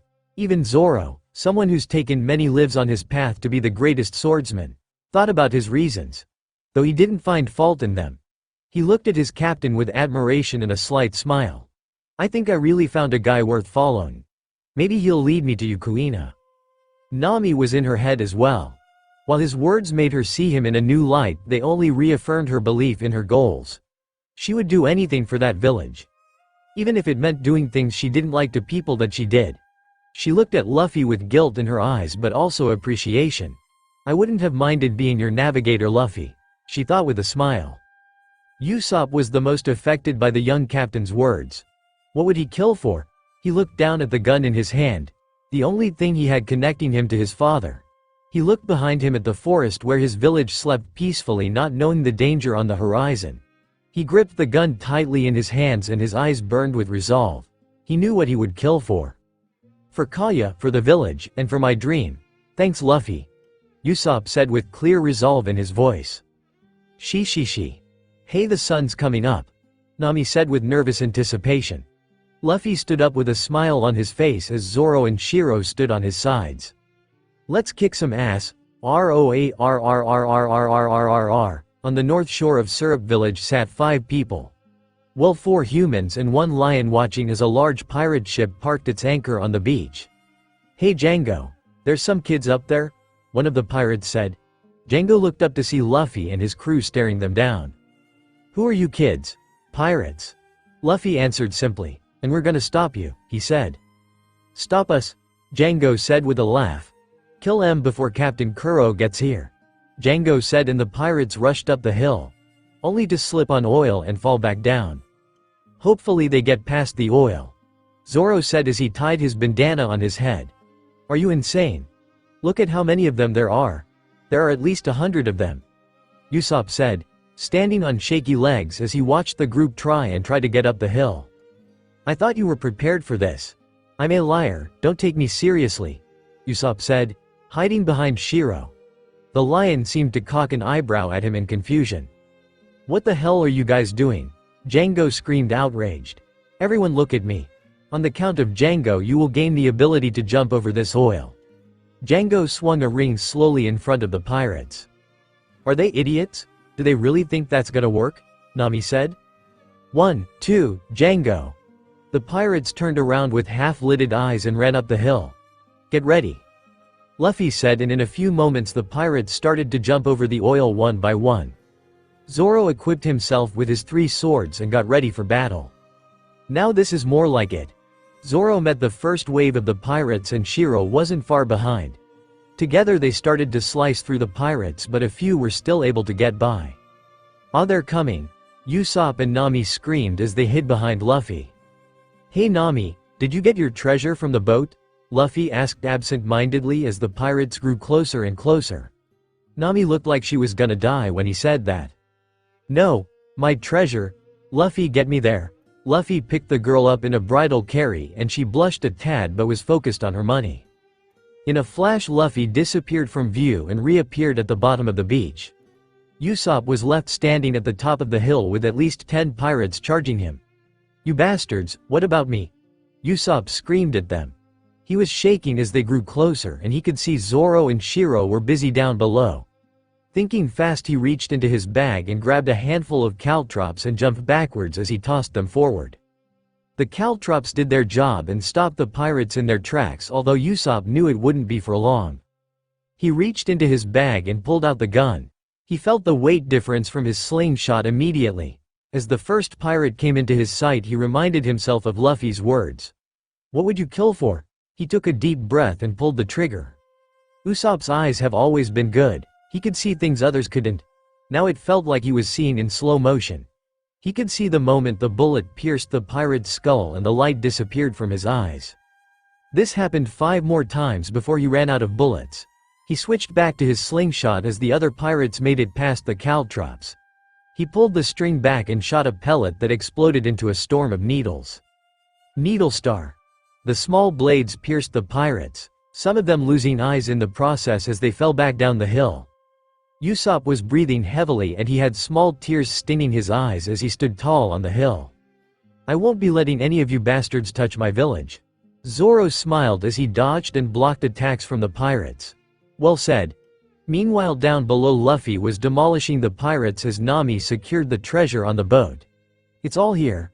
Nami screamed in happiness. All in all, things were going horrible for the Black Cat pirates and Django could see it. He was sweating bullets and biting his nails with nerves as more and more of the crew fell down the hill. Slash marks or bullet holes. Meowban brothers, he screamed and 2 shadows flew from the ship. You called? 2 voices said. One voice belonged to a fat man wearing a cape of some kind. Fangs protruded from his mouth and he wore claws on his fingers. His name was Butchie. The other was skinny and he wore a sly smile on his face. The same clawed gloves were on his hands. This was Sham. We couldn't get up the slope because of them. Take care of it, Django said. The 2 brothers looked up the hill to see a white lion dyed red and a swordsman using 3 swords. Further up the hill stood Usopp on shaky legs, a pistol tucked into his waist and slingshot in his hands.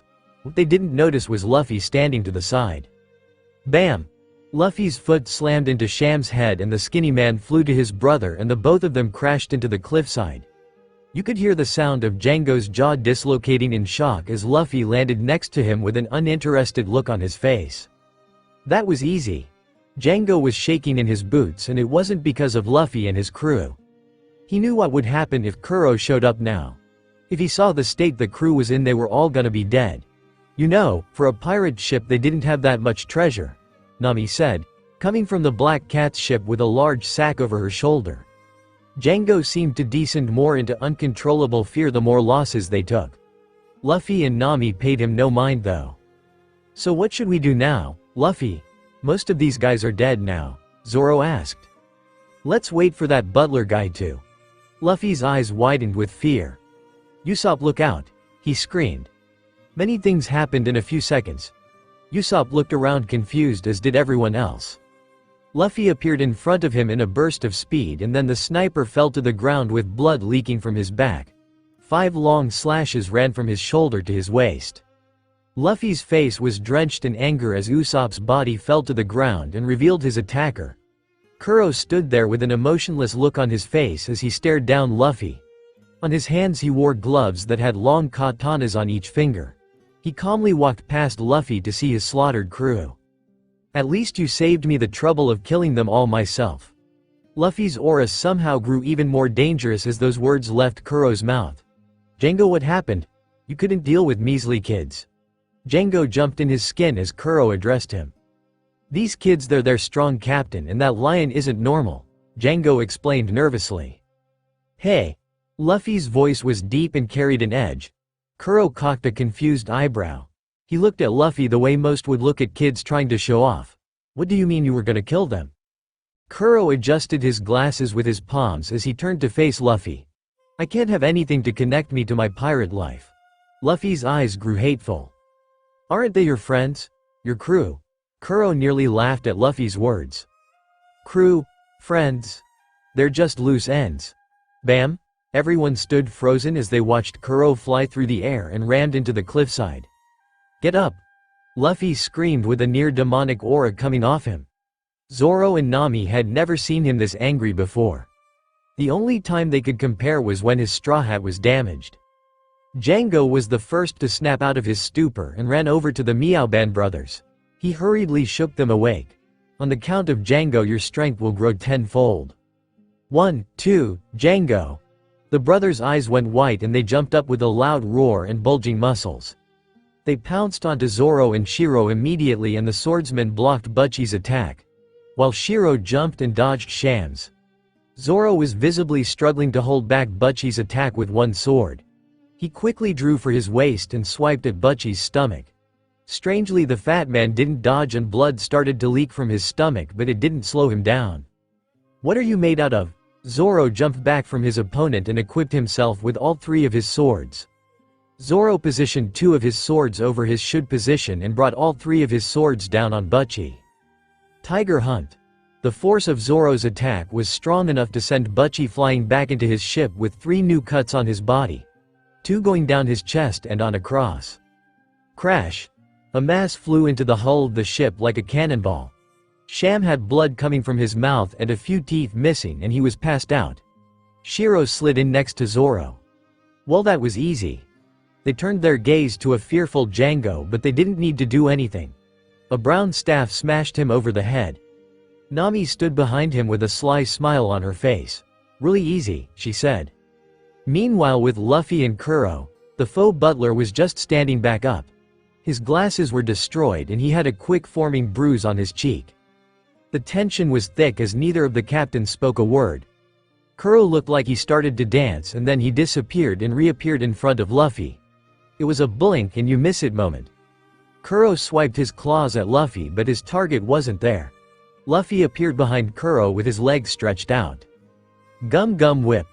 Kuro was barely able to digest the attack by jumping, and when he landed he disappeared again. The spectators could see flashes of the battle, but the only one who could fully see what was going on was Usopp. The long-nosed sniper was still on the ground bleeding as he silently cheered for Luffy. Kick his ass, Luffy! Crash! Kuro crashed into the cliffside once more and the look on his face was almost demonic. Luffy, on the other hand, was in near mint condition. He had a few cuts here and there, but he was fine. Kuro got up and started to sway back and forth before he disappeared. Everyone was in shock at his new speed. All but Luffy, who just stood there with an emotionless look on his face. Luffy's arm started to twist into itself and he ran to what seemed to be no particular point on the hill. Gum Gum Rifle. Luffy threw his twisted arm into the side of the cliff with all his force, but instead of connecting to the rock his arm slammed into the body of Kuro.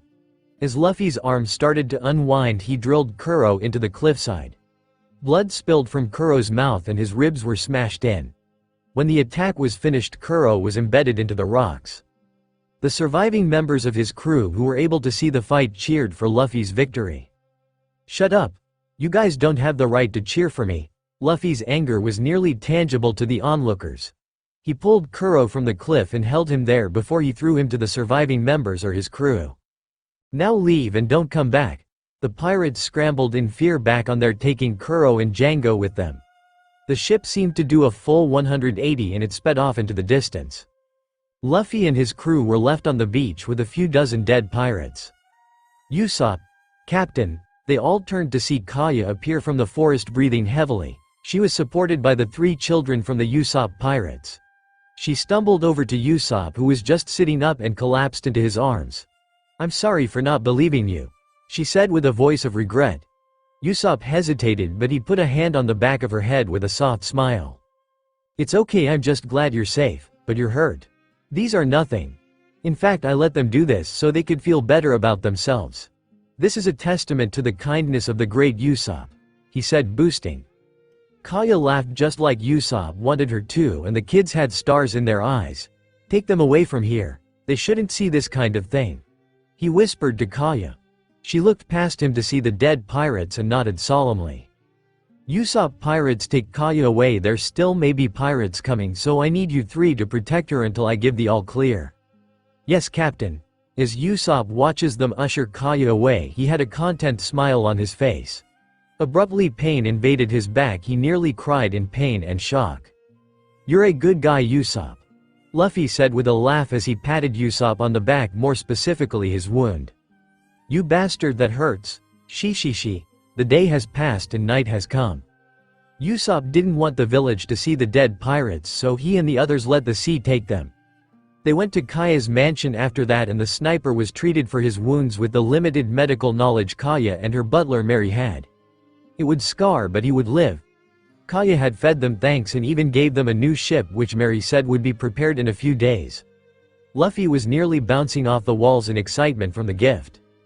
Now, however, our resident sniper was sitting in his secret spot, seemingly in deep thought about many things. What you thinking about? Luffy sat down next to him. Usopp was quiet for a few moments, seemingly trying to find the words. Were you serious about me joining your crew? Of course I was. Your dad used to always tell me about you, saying how you would be an even better shooter than he was. He asked me to see if I thought so with my own eyes, and I should ask you to join my crew. And, do you think I could be better than my dad? Usopp asked, sounding unsure of himself. Who knows? I'm not asking you to join because you can't shoot, Luffy said with a laugh. Usopp fell over in absolute shock. Then what are you inviting me for? Shi. I think you're a cool guy. You being able to shoot is a bonus. So are you gonna be my sniper or what? I just don't know if I could leave like that. Luffy's hat shadowed his eyes as he uttered his next words. My grandpa used to tell me those who waver are weak. When you die, Usopp, do you want to die with regrets? Regrets? Usopp always wanted to live a pirate's life and become a brave warrior like in his stories. This might be his best chance. Usopp stood on his feet and took a deep breath. I'm gonna do it. I'll be a brave warrior of the sea and an even better sniper than my dad. And when I see him again, I'm gonna punch him in the face. He screamed for the vast ocean to hear, and then he ran off. He ran all the way to Kaya's mansion and climbed the tree outside her window. The window was already open and he hopped in. Kaya was sitting at her desk reading something. She heard Usopp land behind her and was surprised to see him. But she quickly seems to realize why he was here. You're leaving with Luffy and the others. Usopp nodded, the mood in the room turning somber. I just wanted to tell you first. Kaya blushed at his words. I wanted to tell you that I love you, Kaya. Usopp turned to leave, happy as he was able to get that off his chest. Nowhere felt like he could leave with no regrets. But his hand was grabbed. He turned to see Kaya, who couldn't even seem to look him in the eye. She abruptly placed her lips on his in a daring kiss. I love you too, and you're leaving, and I don't know when I'll see you again, so could you stay with me tonight? Both teens seemed to be blushing up a storm as Usopp nodded his head in confrontation. He closed the window, and when he turned around, his eyes nearly exploded as he saw Kaya not wearing her nightgown. No regrets. 2 days passed and the ship was done being prepared. The crew was impressed. Even Zoro showed a smile as he gazed up on their first real ship. A real caravel, Nami screamed in excitement. Luffy immediately bounded onto the deck with an excited smile as he explored his ship. He didn't even bother to hear the explanation about its ins and outs. Nami shook her head at him. Just explain it to me. The ship was named the Going Merry, named after its creator. It was a relatively small ship, but way bigger than what Luffy, Zoro, and Shiro were using before. The ship was characterized by its ram figurehead. Luffy loaded his things up into the captain's quarters. His pipe leaned against the wall and his ever-shrinking bag of money was thrown on the ground. The best part about his room was that he had a mini fridge that was currently fully stocked. Everyone knew that wouldn't last long, including Luffy. Someone help! Luffy came from his room with Meat IPP rolling down the hill with a large bag on his shoulder. Luffy jumped from his ship and stood next to Zoro as they both raised their legs. Usopp's momentum was stopped by his face ramming into their feet. Thanks, guys. No problem, they said simultaneously. Luffy and the others got on the ship as Usopp stood with Kaya. You're really leaving? Yeah. Kaya had tears stinging her eyes and Usopp's were getting misty. I promise when you get back I'll be a good enough doctor that I'll be able to heal you from all your crazy adventures. And when I get back I'll have plenty of stories to tell you. In front of everyone they kissed goodbye. Zoro whistled while Nami and Luffy laughed. Shiro just looked confused. "Come on Usopp, let's go." Luffy interrupted them. Usopp seemed to have to pull himself away from the girl as he boarded the ship. The Usopp pirates cried as his image started to get further and further away. "You okay?" Nami asked Usopp as the boy's eyes never left the direction he had just left. He turned his back on the island and he held back his tears.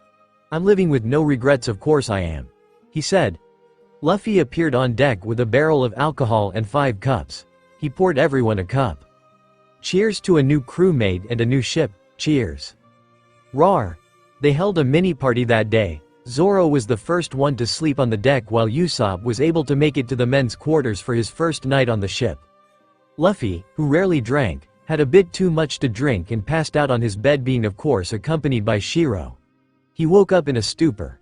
He stretched his hand out to his personal refrigerator and grabbed some meat. He slowly ate it when he noticed something. His hat was missing. He jumped up from the bed with his heart in his sinking. He burst out of his room and climbed up on deck. He was so nervous he didn't even notice Zoro under him. He stepped right on his stomach, not that the swordsman woke up. He found Nami sitting with it in her lap and he heaved a sigh of relief. He walked up the stairs and sat down next to her. He made no move to get his hat. Nami placed his treasure on his head and Luffy noticed it had a string attached to it. "It's so your hat won't fly off anymore." Luffy was surprised to see his hat hung loosely on his back now. "Thanks Nami, you're the best." Luffy's smile was wide as always when he spoke. Nami was quiet as she continued to stare at the sea. The moon was reflected in the open ocean and painted a serene picture. Nami had a faraway look on her face and Luffy knew something was wrong with her. "You okay Nami?" he asked and Nami snapped back into reality. She smiled at Luffy and he met her look with no expression. "I'm fine." "You're my friend Nami. I'll help if you ask," he said and Nami's smile stayed on her face though her hands gripped the railing on the ship hard. "There's nothing to help. I'm fine Luffy." "Okay well I'm going back to sleep." Nami watched him retreat to his room and when she couldn't see him anymore she relaxed her hands. They had small cuts on her otherwise perfect skin from how hard she gripped the wood. Her mood grew somber as she focused her eyes back on the water. "You can't help me Luffy. It's been a few days since the crew left Syrup Village and they were all enjoying their time on the Mary." Zoro was happy to finally have space to train again, while Nami was happy to have a boat with a shower.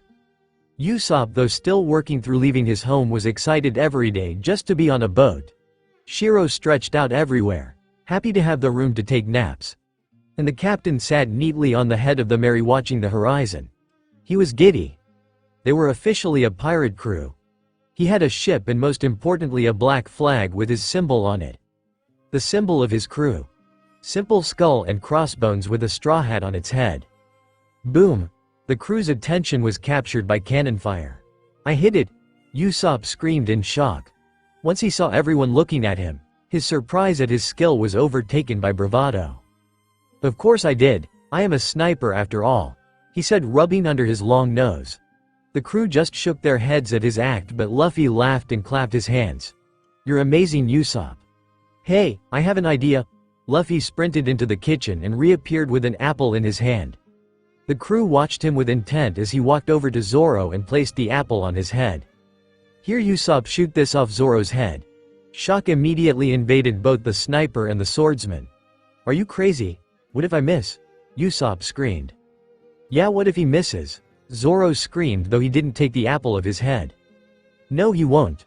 "Right Usopp," Luffy said with his usual tone. Unwavering confidence and not an ounce of worry. Nami watched from the top deck with a smile on her face as the three boys argued about Usopp shooting the apple. She wore a wistful expression as she watched Usopp aim a shaky hand at Zoro.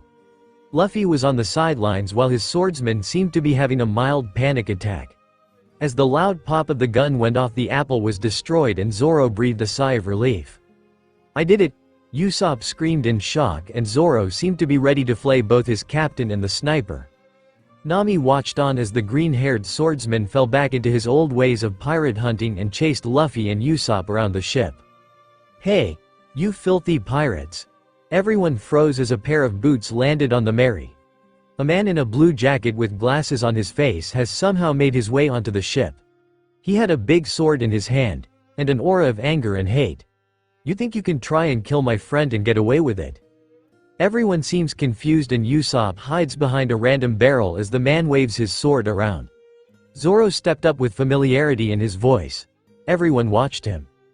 "Johnny, that you?" he asked, and the intruder paused as he got a good look at him. He didn't know too many people with green hair and 3 swords. Scratch that, he only knew one person with those accessories.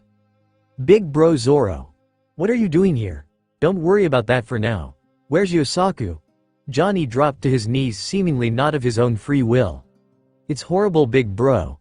He was just fine, but then he fell over and he started to growl purple. I stopped at a small island so he could rest, but then someone blew it up." Usopp jumped out of his skin when he said that. He decided it was best if he just stayed away from them. "You know this guy Zoro?" Luffy asked. "Yeah, from my bounty hunting days," Zoro answered. They eventually got the other man named Yosaku on board the ship. And Johnny was right, he looked horrible. He was turning purple and he looked like he could hardly breathe. He even had a few teeth missing and some dried blood on his mouth. Everyone on board looked very worried except for Nami and Luffy. "Please, you gotta help him," Johnny pleaded on his hands and knees, and that struck the straw-hatted captain. "Hey Usopp, go get the rest of our lemons," he said, and Usopp confusedly went to grab them while Nami looked at him in shock. She didn't expect Luffy to know how to treat this. "He doesn't need lemons, he needs a doctor," Johnny said in fear-induced outrage.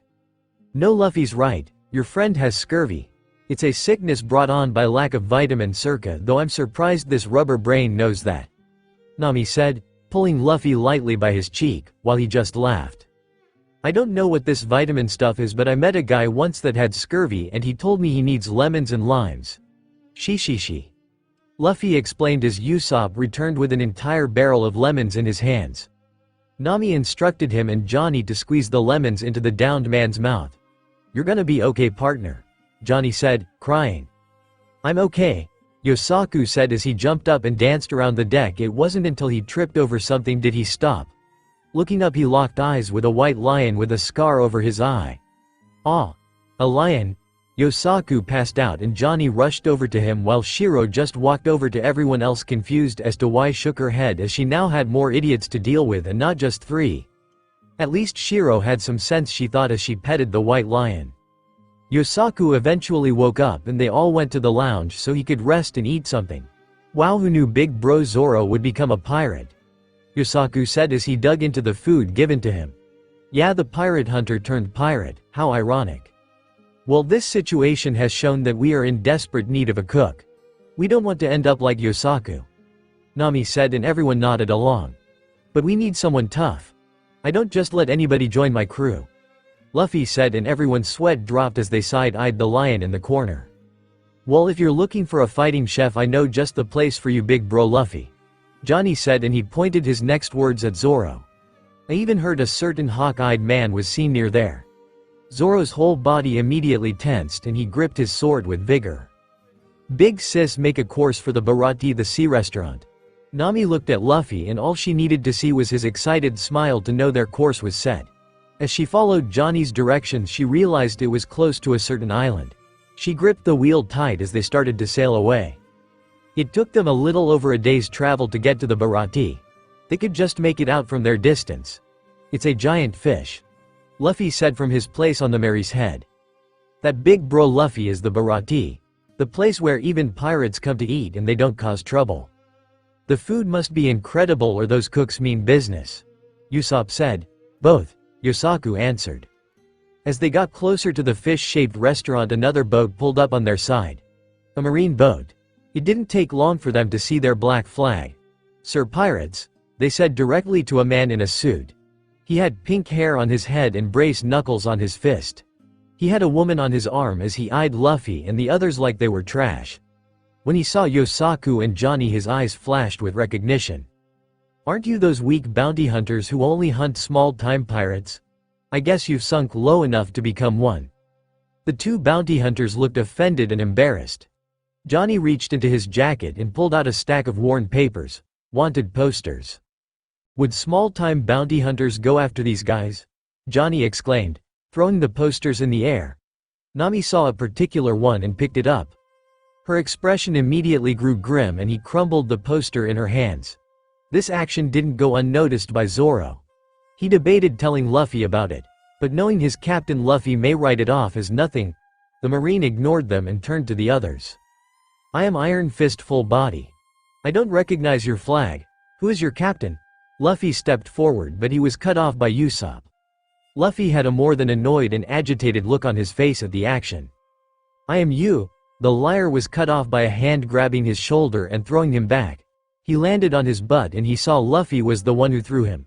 What was that for? He looked at Zoro but the swordsman just looked at him like it was obvious. "My name's Monkey D. Luffy and I'm the captain. We just threw our flag a few days ago," Luffy said with a challenging glare. He was clearly excited at the thought of getting into battle as an official pirate.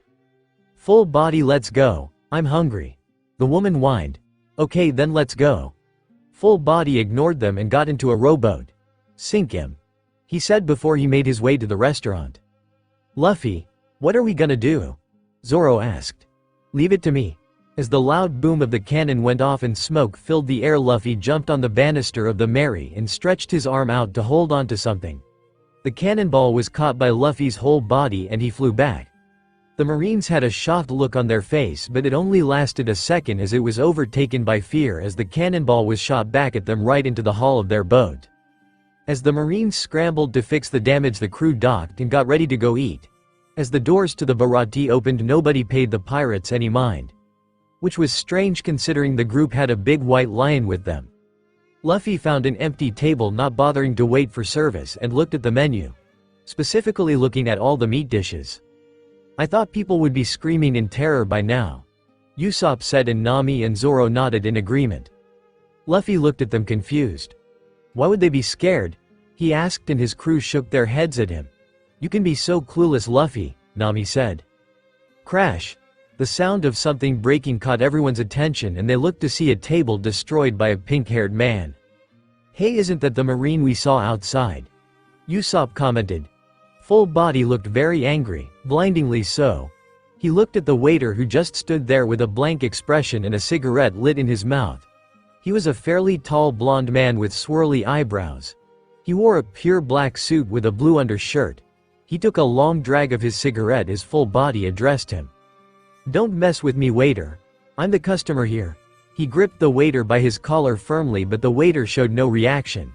"You could have eaten that. But now you've wasted it." It all happened in an instant. In a few moments the waiter was holding Full Body by his neck and the Marine was beaten bloody. "Don't ever waste food around me." The edge in the waiter's voice cut into everyone. "Sanji, not again.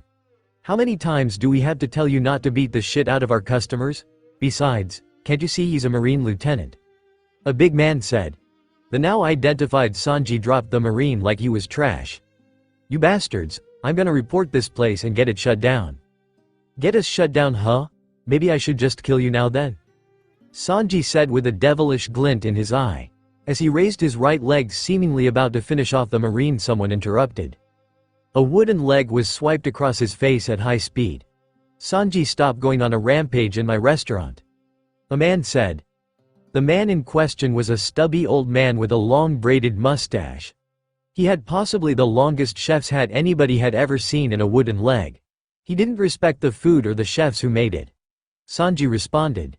And Full Body's smirk was wiped from his face as the old man hit him too. "Wah! Get out of my restaurant!" The old man said, and Full Body looked shocked, but that was all he could as the doors to the restaurant burst open and a Marine was there with blood leaking from his temple and stained to his uniform. "Full Body, sir, he escaped. 7 of our men have already fallen. How when we found him he was starving for 3 days and we haven't given him anything these past 4, Full Body exclaimed. "It was those pirates, sir. They sent the cannonball back into the ship and it broke his cell. Boom! The loud sound of a gun echoed into the restaurant and the Marine's words were cut short. He fell to the ground lifeless before he could finish his sentence. "Ann, this place is crazy," Luffy commented as Usopp shook in his seat. Zoro looked ready to battle if need be. A man walked in with a smoking pistol in his hand. He was tall and sickly. Bags in his eyes and crusted lips. It was clear he hadn't had water or food in a while. He tried to act tough as he walked to an empty table, but Luffy and Zoro couldn't see he could barely stand the movement. He wore a gray cropped jacket with blue lines on the sleeves. Red snakes sat on the front and back of it. As he sat down, he propped his legs on the table. The headband he wore covered his eyes a little bit, giving him a dangerous aura. The people in the restaurant looked at him in fear and whispers started to fly. That's the man demon. The Kridge Pirates chief of staff. Luffy was confused, but his crew seemed to know who he was, and Usopp seemed all too happy to tell him. Luffy, that's the man demon Jin. They say he's a cold-hearted demon that would kill anyone at the drop of a hat. Even a lid, shaking. Luffy looked at him confused and unimpressed, the same way he looked at Zoro. He doesn't look all that demonic to me. Can someone get me some food, please? Jin asked dangerously. The big man that scolded Sanji walked up to him with an all-too-fake smile. He looked like a gorilla with his huge forearms and bald head. His name was Patty. And how will you be paying for that? Does lead count? Crash. Patty slammed two fists on top of Jin and broke the chair he was sitting on at the same time. He started to run kicks into Jin and the people cheered him on. Luffy didn't like what was happening, and neither did his crew. Patty picked up the downed pirate and carried him outside. Luffy saw the waiter from earlier follow out with a plate of food. He put on a sly smile as he got up from the table. I'll be back in a second. He snuck onto a balcony where he saw Jin laying on his stomach in pain. He watched as Sanji appeared with a plate of hot food. Here, eat, Sanji ordered. I won't take your pity, Jin said, shooing him away. It's not pity. I'll never let a person starve in front of me. Jin still seemed hesitant to take the food. You can die for your pride now, or you eat and live and fight for your pride another day. Sanji's words seemed to have struck Jin, and tears started to pull from his eyes as he ate the good with vigor. This is the best food I've ever had. Jin cried, and Sanji smirked at that. Of course it is. Luffy smiled as he watched the interaction. He found himself as cook. He jumped from the balcony and landed neatly on the railing below. Sanji and Jin looked at him in surprise. Hey cook, how about you leave this place and join my pirate crew? Luffy wasted no time in making his offer. Sanji and Jin looked at him in shock. What? I'm looking for a cook to join my crew. So you're a pirate? Sanji questioned as he looked Luffy up and down. Yep, so what do you say? No, I have an obligation to this restaurant and the old man. Find someone else, Sanji said. Luffy didn't seem to like that answer. So you're only staying here out of obligation and not because you want to? Sanji looked to be tripped up by his words. What? No, I want to stay here so that old man can acknowledge me as a chef. Only then will I leave, Sanji said heatedly. Okay, then I refuse your refusal. What? I said I refuse, Luffy said, and when Sanji tried to say something else, Luffy stuck his fingers in his ears and started to say, la la la la la la la. Sanji looked like he was about to explode into flames as his anger rose higher and higher. Excuse me, sorry to interrupt, but you say you're a pirate? Jin asked Luffy. Yep. If you don't mind me asking, what's your goal? The One Piece, of course. Pretty soon I'm gonna go to the Grand Line and find it, Luffy said with an excited chuckle. Well, you can't have been on the sea for long if you don't even have a cook yet. Nope, Sanji would be my 5th crewmate. I said I'm not going, the cook said for the 1000th time. You seem like a nice kid, so let me give you some advice. The Grand Line is a dangerous place. There are plenty of other seas out there. They will let you be a real pirate. Well, that's too bad. I've already decided to go. How about you tell me the dangerous stuff now? Jin seems to be overtaken by fear when Luffy asks this. I don't understand it at all, and that's why I fear it. To me that makes it more fun. A mystery sea. She. Jin looked at him in shock, and Sanji did the same. They didn't know if he was brave or just stupid. But Luffy was neither. He was resolute. He knew how he wanted to live his life, and nothing would stand in his way. Man, I'm hungry. You're a waiter, right, Sanji? Take my order. I'm a chef. The waiters just quit, Sanji yelled. So you're a waiter and a chef. Wow, Sanji, you're really great, Luffy said, and Sanji just deflated and walked back inside. Luffy turned to Jin, who secured himself a boat from the marine ship he escaped from. You know, it's funny, I used to think of the Grand Line as a mystery sea too. It used to be my dream to explore it. But now, Jin shook as he thought about it. I can't even think about it without shaking. That's too bad. Tell that chef that his food was the best and I'll come back sometime. You know, if you join my crew you can eat his cooking every day, Luffy said as he walked back inside. Jin just watched him go with a gobsmacked expression on his face. He just invited the number 2 of the Kridge pirates like it was no big deal. That kid is crazy, he said as he rode away. Back inside, Luffy sat down with his crew with a big smile on his face. What are you so happy about? Zoro asked. I found our cook, Luffy said, pointing to Sanji, who was fawning over some girl. He had literal hearts in his eyes as he spoke to her. Zoro's face immediately scrunched up in disgust. Really him? Yep. That night everyone on the ship was asleep. All except Luffy and Zoro. Luffy was lying on his self-proclaimed captain's seat and Zoro was sitting on the railing. What did you want to talk about? Luffy asked, his eyes trained on the stars above. It's about the navigator. Something's up with her. Luffy side-eyed his swordsman. Like what? When Johnny threw those wanted posters she picked one up. A pirate named Sawtooth Arlong. She looked strange when she looked at it and she crumbled it up. Zoro explained. Luffy placed his hat over his face.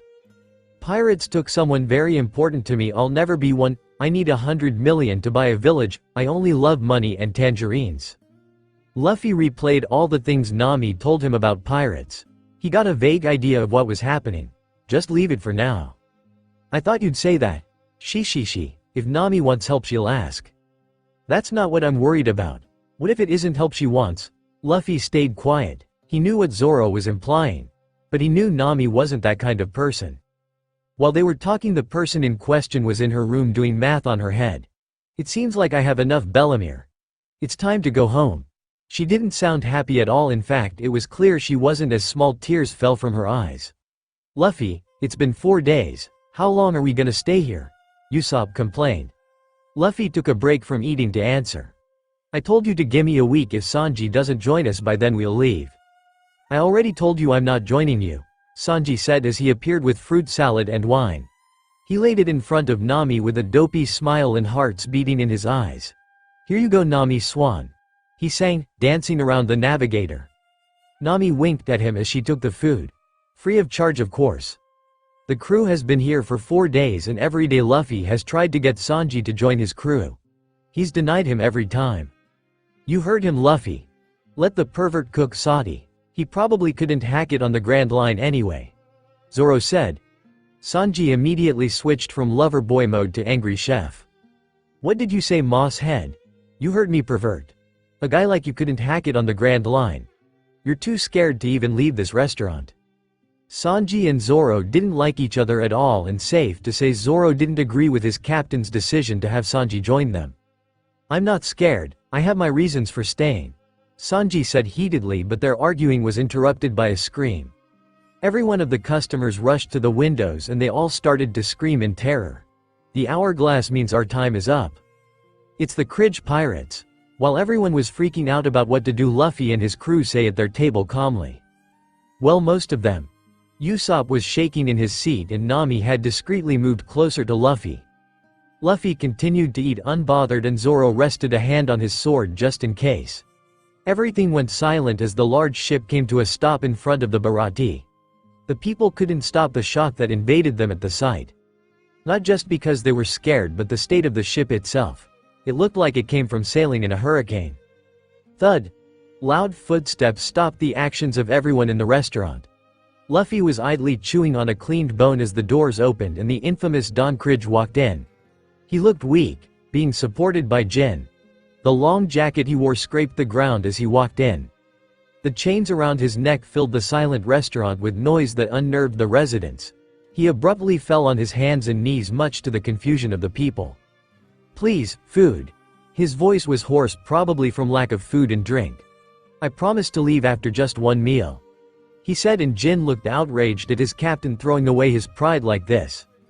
The people seemed confused. This wasn't the Don they had heard about.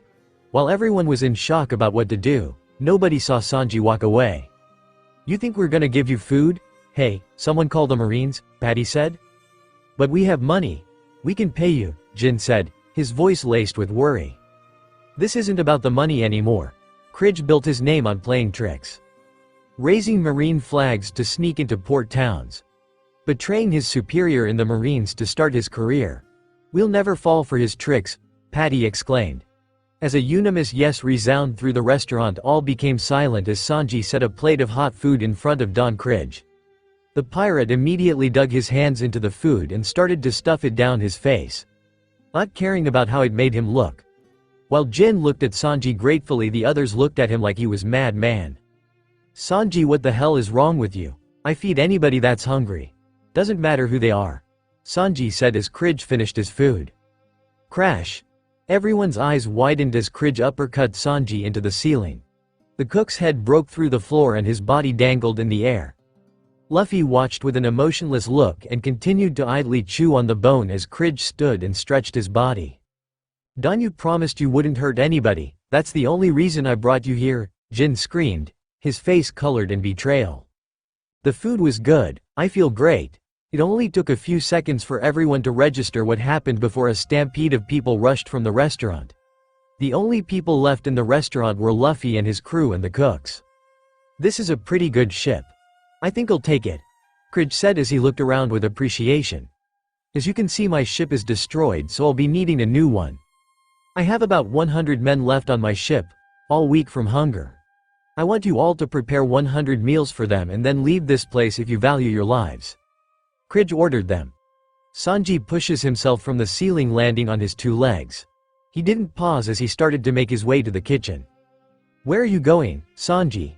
What's it look like? I'm making 100 more meals today," he said casually, like a child telling you they were going to play. The cooks immediately surrounded him, all of them using absurdly large cutlery. Some may have laughed at the scene if the tension wasn't so thick. "We've had enough, Sanji.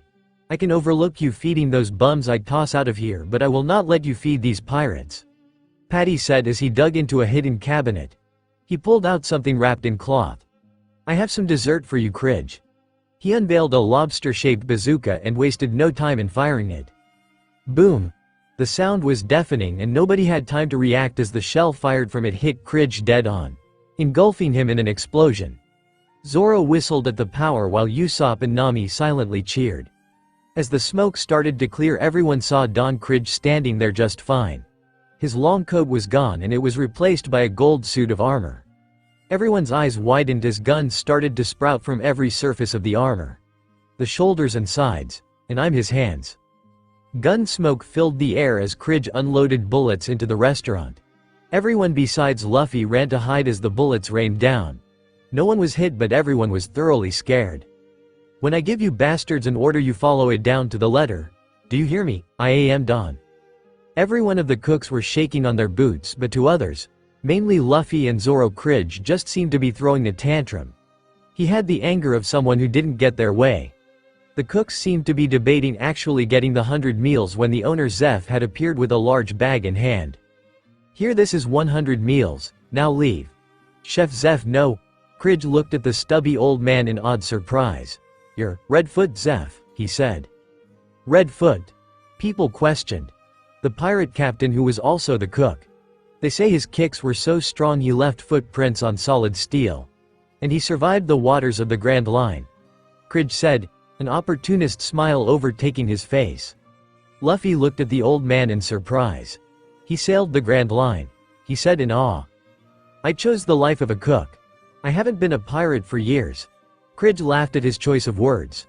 "Chose the life, huh?" Luffy saw the way Sanji's face scrunched up when they mentioned Zeph's old life. "Enough chit-chat. What do you want from me?" "Your logbook. You must have one." "Yes, I do have one, but what do you want it for?" "Isn't obvious. I'm gonna use it. The Grand Line beat me, I'll admit that. I had the ships, I had the weapons, and I had the ambition. But what I didn't have was knowledge. But with your logbook I'll have everything I need to conquer the Grand Line and grab the One Piece. And then be the ruler of this pirate era." Crack! The distinct sound of bone breaking caught people's attention. Luffy had broken the meat bone in his mouth with his teeth. "Hold on. The one who'll be king of the pirates is me," Luffy said, his voice full of confidence. If the restaurant was silent before now, you could hear the dead's whispers. "What was that, kid?" Cridge asked, his eyes narrowed dangerously at Luffy and his crew. Shiro laid wrapped around Luffy's chair as the captain stood out in front of the table. Jin seemed to be pleading with Luffy to stand down. "You can be the pirate commodore or the Don. But the pirate king is gonna be me," Luffy said, showing a challenging smile of his sword while Usopp kept a steady hand on his pistol, though his hand was as shaky as always. "This isn't a game, kid." "Of course it isn't." Kridge eyed the table behind him with a mocking smirk. "Am I to guess that's your crew? Pretty small bunch." "What's that saying? Quality over commodity. No quantity. Quality over quantity," Luffy said, and his words seemed to anger Kridge more while it seemed to body his crew's confidence. "Don't joke with me. My fleet of over 50 ships and 5,000 pirates was wiped out in 7 days. Even as bluff your comments show your ignorance. If any of you are still here after I get back, then you'll be dead. Right now the only things I want are the ship and the logbook," Kridge said as he walked away with the large sack on his shoulder. "Sanji, I'm sorry, I didn't want this to happen," Jin said, bowing his head. "You don't have to apologize, the cooks of this ship made their choices," Zeph said, and Jin looked at him in surprise. "But sir, how can you side with Sanji on this, chef?" Patty said in outrage, and the other cooks agreed, saying similar things. "Silence, all of you. Which one of you knows what it's like to starve, huh? To be on the ocean with no food or water? If you have the time to be crying over this, then you can leave out the back." The cooks immediately stopped complaining and picked up their weapons. Guns and oversized cutlery were in all of their hands. "No way, I can never forgive myself if I run and something happens to this place." Jin looked at them in shock. He couldn't understand why they would still fight after seeing how powerful Kridge was. "Hey Jin, let me tell you something. To feed hungry people is my duty as a cook, but now that they are fed I can kill them without a second thought. That includes you," Sanji said. His glare was fierce enough to make Jin freeze for a second. "Luffy, if we don't get out of here soon," Usopp said, shaking in his seat. "Calm down, we're fighting wounded pirates," Zoro said from his seat. "That's right, and besides I want to fight that guy. If he really is strong we would have butted heads eventually," Luffy said as he cracked his knuckles. Shiro growled and waved his tail in excitement. "Well, I for one won't be participating in this battle. I'm gonna wait on the ship and steal the treasure at the perfect moment," Nami said as she walked out the door. "That's what she always does," Zoro said. "Oh right Jin, you said you went to the Grand Line but don't know anything. How?" Luffy asked him. Jin started to shake as the horror movie started to replay in his mind. "I don't know anything, that's the truth. It's impossible. Those 7 days are like a nightmare, and then he appeared. All 50 ships sunk by one man. What? If it wasn't for that freak storm, then he would have sunk our flagship." The hawk-eyed man's glare was sharp enough to kill someone. "You must have met Hawkeye. The eyes aren't proof enough, but the fact he sunk your fleet was," Zeph explained, and the people in the restaurant still couldn't believe it. "Well, it seems my goal is tied to the Grand Line if that man is there as well," Zoro said, his smile painted in excitement. Sanji scoffed at him. "Bunch of idiots. You lot are the type to rush to their deaths." "True, but you can leave out the idiot part. I've dedicated my life to being the world's greatest swordsman, and to do that I threw away my attachment to living. The only one who can call me an idiot is me." Zoro didn't have a trace of hesitation in his words or his eyes. "Me too," Luffy said. "And as a real man the same goes for me," Usopp said, and Zoro hit him with his sword. "Liar." It didn't take long for the restaurant to hear the sound of invigorated roars coming from the boat outside, nor did it take long before boots touched down on the restaurant. But then something crazy happened. Right out of a fantasy book. Crash. The sound of Kridge's ship breaking filled everyone's ears. The waves on the sea started to move wildly, and the screams of the pirates could be heard from inside. "Oh crap, our ship's outside too," Luffy said as he ran out the door followed by his crew. When they saw what looked like the happenings of a storm, except it was a clear sunny day. The waves rocked the boat and they couldn't barely keep balance. Once Luffy outside, he stopped and his eyes shadowed his hat. "Crap, I wasn't paying attention," he said to himself. Usopp and Zoro both looked at him strangely, but Shiro knew. "Big bro Zoro." They found Johnny and Yosaku in the water with tears in their eyes. "Johnny? Yosaku? Where's our ship, and what about Nami?" "We're sorry bro, she's gone." "Gone? Gone where?" "She took all the treasure and left with the ship." "What?" Johnny and Yosaku explained to them that Nami tricked them and stole their treasure before she left. Hey, I can still see the Mary. Wow, it's faster than I thought. Johnny, do you guys still have your ship? Luffy said. Yeah. Zoro, Usopp, go after her, Luffy ordered. Just let her go. Nothing good will come of chasing that thief. Zoro dismissed her. She's the one I want as navigator. Besides, a good pirate crew never lets their ship be stolen. Zoro sighed and rubbed his head in frustration. Fine then, come on. Usopp. Right. Luffy, what about you? Me and Shiro will stay and I'm gonna kick this Kridge guy's ass and get Sanji on the crew. Luffy said with a smile of complete confidence. It's him, Don Krige, it's the man who sunk our fleet. Everyone's eyes rushed to meet the man who destroyed the fleet of Don Kridge. They were surprised and awed to see it really was a single man in a small boat. The sword in his back was large and had a cross design. The blade was pure black. His eyes raked over the Kridge pirates like that of a hawk. This was Hawkeye Mihawk, the world's greatest swordsman. Damn it, what did we ever do to you? One of the pirates asked. I'm just killing time. Bullshit, he screamed as he shot multiple bullets at Mihawk. The swordsman simply took out the large sword with ease and in one movement he was able to redirect the bullets. It missed. No, he deflected it with the tip of his sword. I've never seen such graceful swordplay. Zoro appeared next to the pirates, right in front of Mihawk. A sword without grace is a weak sword, Mihawk commented. Did you cut this ship with that sword? Indeed? You really are the strongest. Zoro's smile held a multitude of emotions. This was everything he's been working towards. I set sail to meet you. What do you aim for? Zoro tied his bandana around his head. To be the strongest. You're free, right? Let's have a duel. People started to recognize Zoro as put on his bandana. That's Roronoa Zoro, the pirate hunter. Everyone seemed surprised to see him here. It seemed no one noticed he was a pirate now and a part of Luffy's crew. Hey Zoro, we're gonna lose the ship. Usopp screamed but Zoro ignored him. Luffy watched his swordsman gear up to fight his dream. But Luffy knew Zoro couldn't win. He felt it the moment he laid eyes on Mihawk that he was too strong for his crew. You pitiful weakling. If you were competent at all you would be able to see the difference between us without crossing swords. Is your bravery born from ignorance or something else? Mihawk said as he and Zoro stood on the destroyed ship. It comes from my ambition and a promise to a friend, Zoro said as he drew his 3 swords. Zoro paused as Mihawk drew a tiny blade from the necklace he wore. What is that? I'm sorry I don't have a smaller knife. Zoro's eyes narrowed dangerously and his aura was steamy. There's a limit to how much you can underestimate me. Zoro kick-started the duel with his signature attack, crossing his arms his speed from his position. Onigiri. As he met Mihawk everyone paused. Mihawk had stopped him dead in his tracks. All 3 swords were held by the small knife. Zoro was shocked still as was everyone else. This one action set the tone for the entire fight. The 3 sword still user started to battle erratically. He swung his swords wildly like he'd every attack with the small knife. You're like a frog in a whale. Do not fret. I will show you what the ocean is like. Even Luffy was surprised at the state of the duel and already knew the outcome.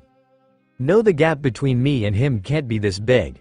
Zoro started to doubt himself. He replayed the promises he made with people in his head. One day one of us will be the world's greatest swordsman and we'll battle it out. He remembered the day he was told Kuina had disappeared and the betrayal he felt. He vowed not to fall behind her no matter where she was. He trained even harder and he swore on his sword that he would be great enough that his name reached her anywhere. Big bro. Johnny and Yosaku tried to jump into the fight but Luffy held them down. Don't interfere, he told them with a dangerous tone. Usopp looked at him in mild shock. Tiger hunt. Zoro again tried one of his 3 sword-style techniques but it was futile. The sound of fleshes being pierced was heard as Zoro was stabbed in the chest. He coughed up blood as it poured from the wound. Mihawk kept the blade in his body and Zoro made no move to remove it. Zoro! Luffy screamed but he held himself in place. And Zoro thanked him for it. That's fine, the king of the pirates should have nothing but the best on his crew. Why won't you step back? Do you want me to pierce your heart? I feel if I step back I'll lose something important. Something would break and I wouldn't be able to return to this place. Zoro choked out, not fully understanding his own actions. Such is defeat. Then that's why, even if it means death. I'd rather that. Mihawk looked in shocked awe. He was impressed by him. Tell me your name, he said as he pulled the knife from Zoro's chest. Roronoa Zoro. I shall remember. Your strength is not often seen in this world. And to pay my respect I shall end you with this. Yuru. Mihawk said as he drew the large cross-shaped sword from his back. Zoro held his swords out and placed them both in reverse grip. He started to spin them at a fast pace as he dashed towards Mihawk. 3 sword-style secret technique, 3,000 worlds. The two clashed and appeared on the other side of each other. And in an instant 2 of Zoro's swords broke and he was left with 1. He sheathed his 1 sword and turned around with his arm out. Why? Mihawk asked. Zoro smiled despite himself. Scars on the back are a swordsman's shame. Splendid. It happened almost in slow motion for everyone. For those in the small pond that was the East Blue, they never could have imagined that pirate hunter Zoro could have lost. So as Mihawk brought his sword down onto Zoro and blood spewed from his chest, for many their world was shattered. Zoro! Luffy screamed as Zoro fell into the ocean. This is what the Grand Line, not even Roronoa Zoro could match it, pirates screamed. You idiot, just throw away your ambition and live. Sanji screamed as Johnny and Yosaku dove in the water to save Zoro. Luffy extended his arm much to the shock of everyone and shot himself at Mihawk. The world's greatest easily dodged the attack, but Luffy was able to right himself in the air. He landed and immediately tried to attack again. Your friend is alive. Luffy tripped over his own feet when Mihawk said that, and he calmed down to find it was true. He could still feel Zoro. He looked over to the boat to see Zoro being dragged on. His white shirt dyed red. Usopp, is Zoro okay? He ain't okay, but he's gone alive, Usopp said, and a huge wave of relief hit Luffy. It is too early for you to die, Roronoa Zoro. I am Dracula Mihawk, and it doesn't matter if it takes months or years. I will hold this title as the world's strongest and wait for you. Experience this world for all that it's worth and grow stronger and challenge me again. To earn the respect of Hawkeye, Zeph said. What is your goal? Mihawk asked Luffy. To be the king. That is a goal even greater than surpassing me. Just let me worry about that funny stash bastard, Luffy said, and Mihawk let out a small smile. Luffy, can you hear me?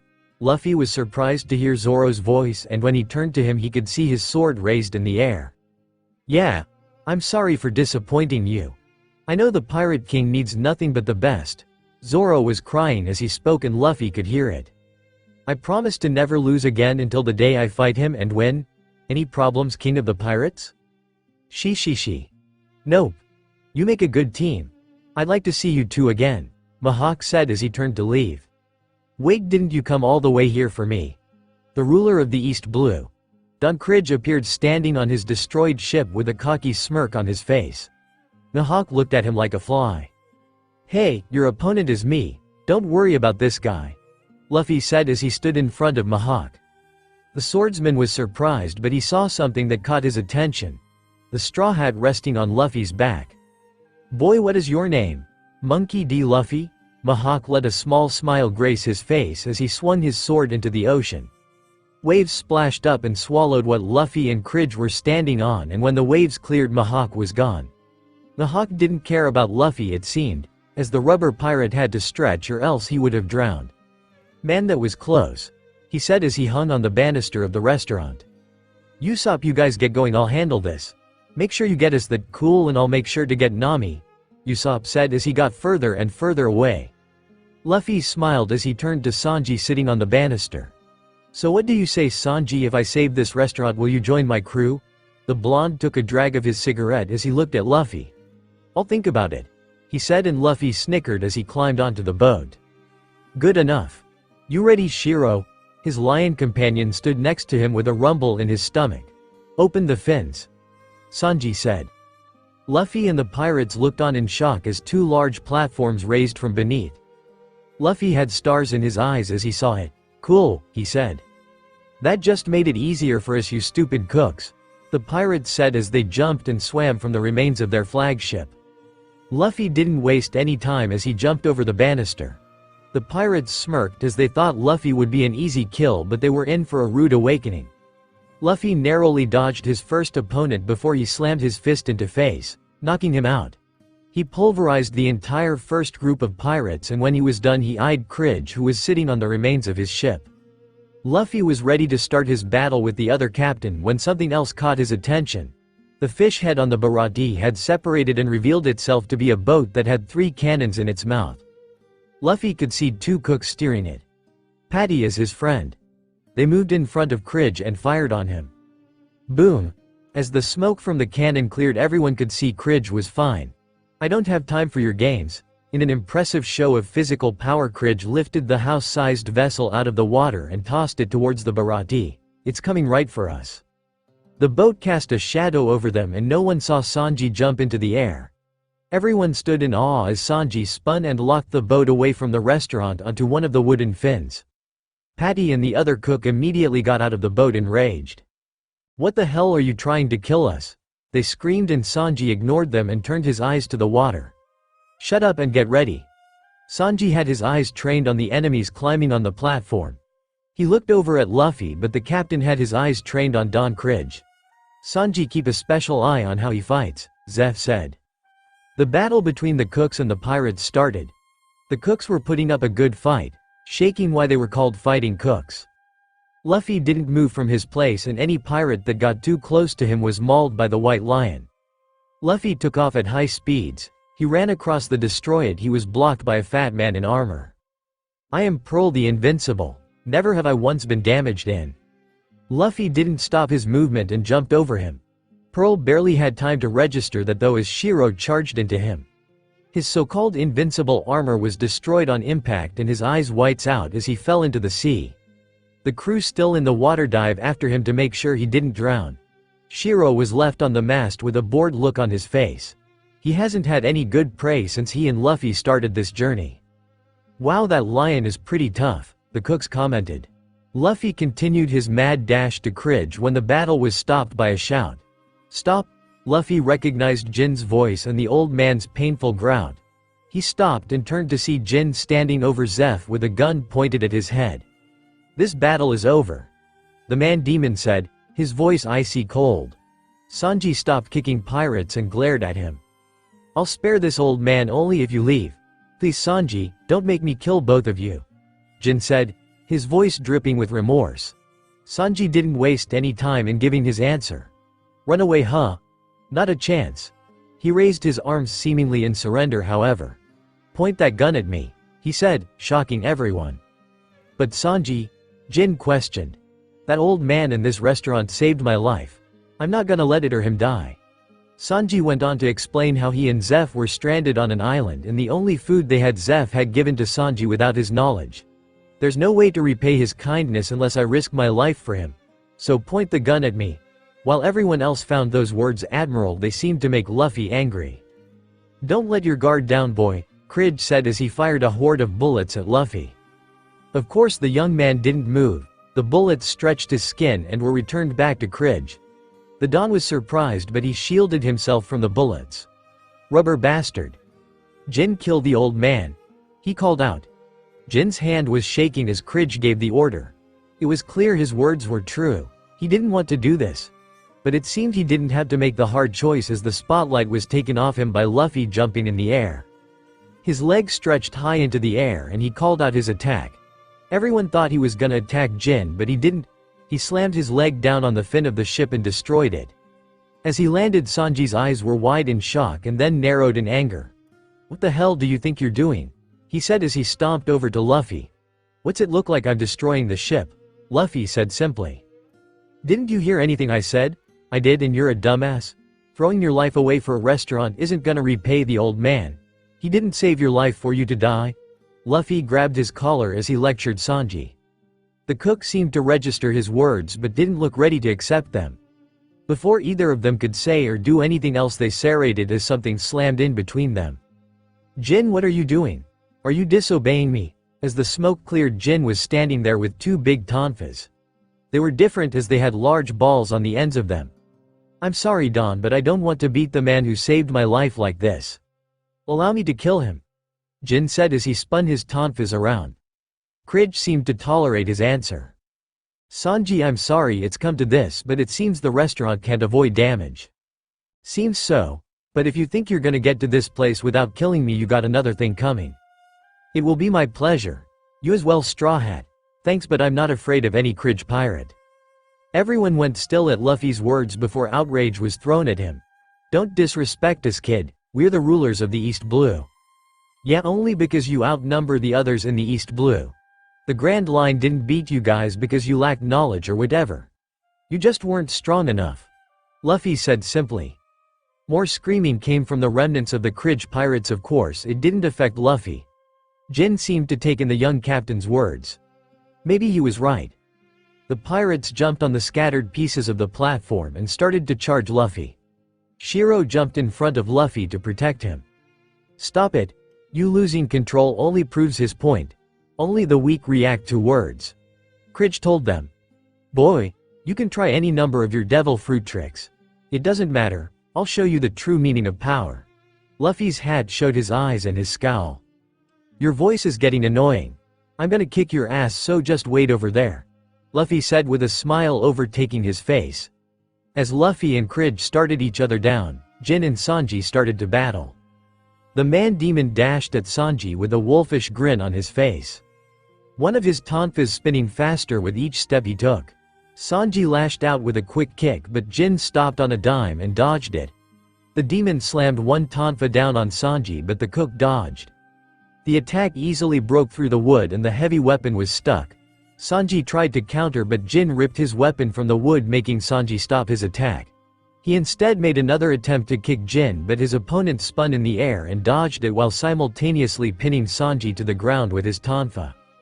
I can't be beaten, Sanji, Jin said as he prepared to smash the cook's skull. We'll see. In a smart move, Sanji spit the cigarette on his mouth at Jin, momentarily stunning him.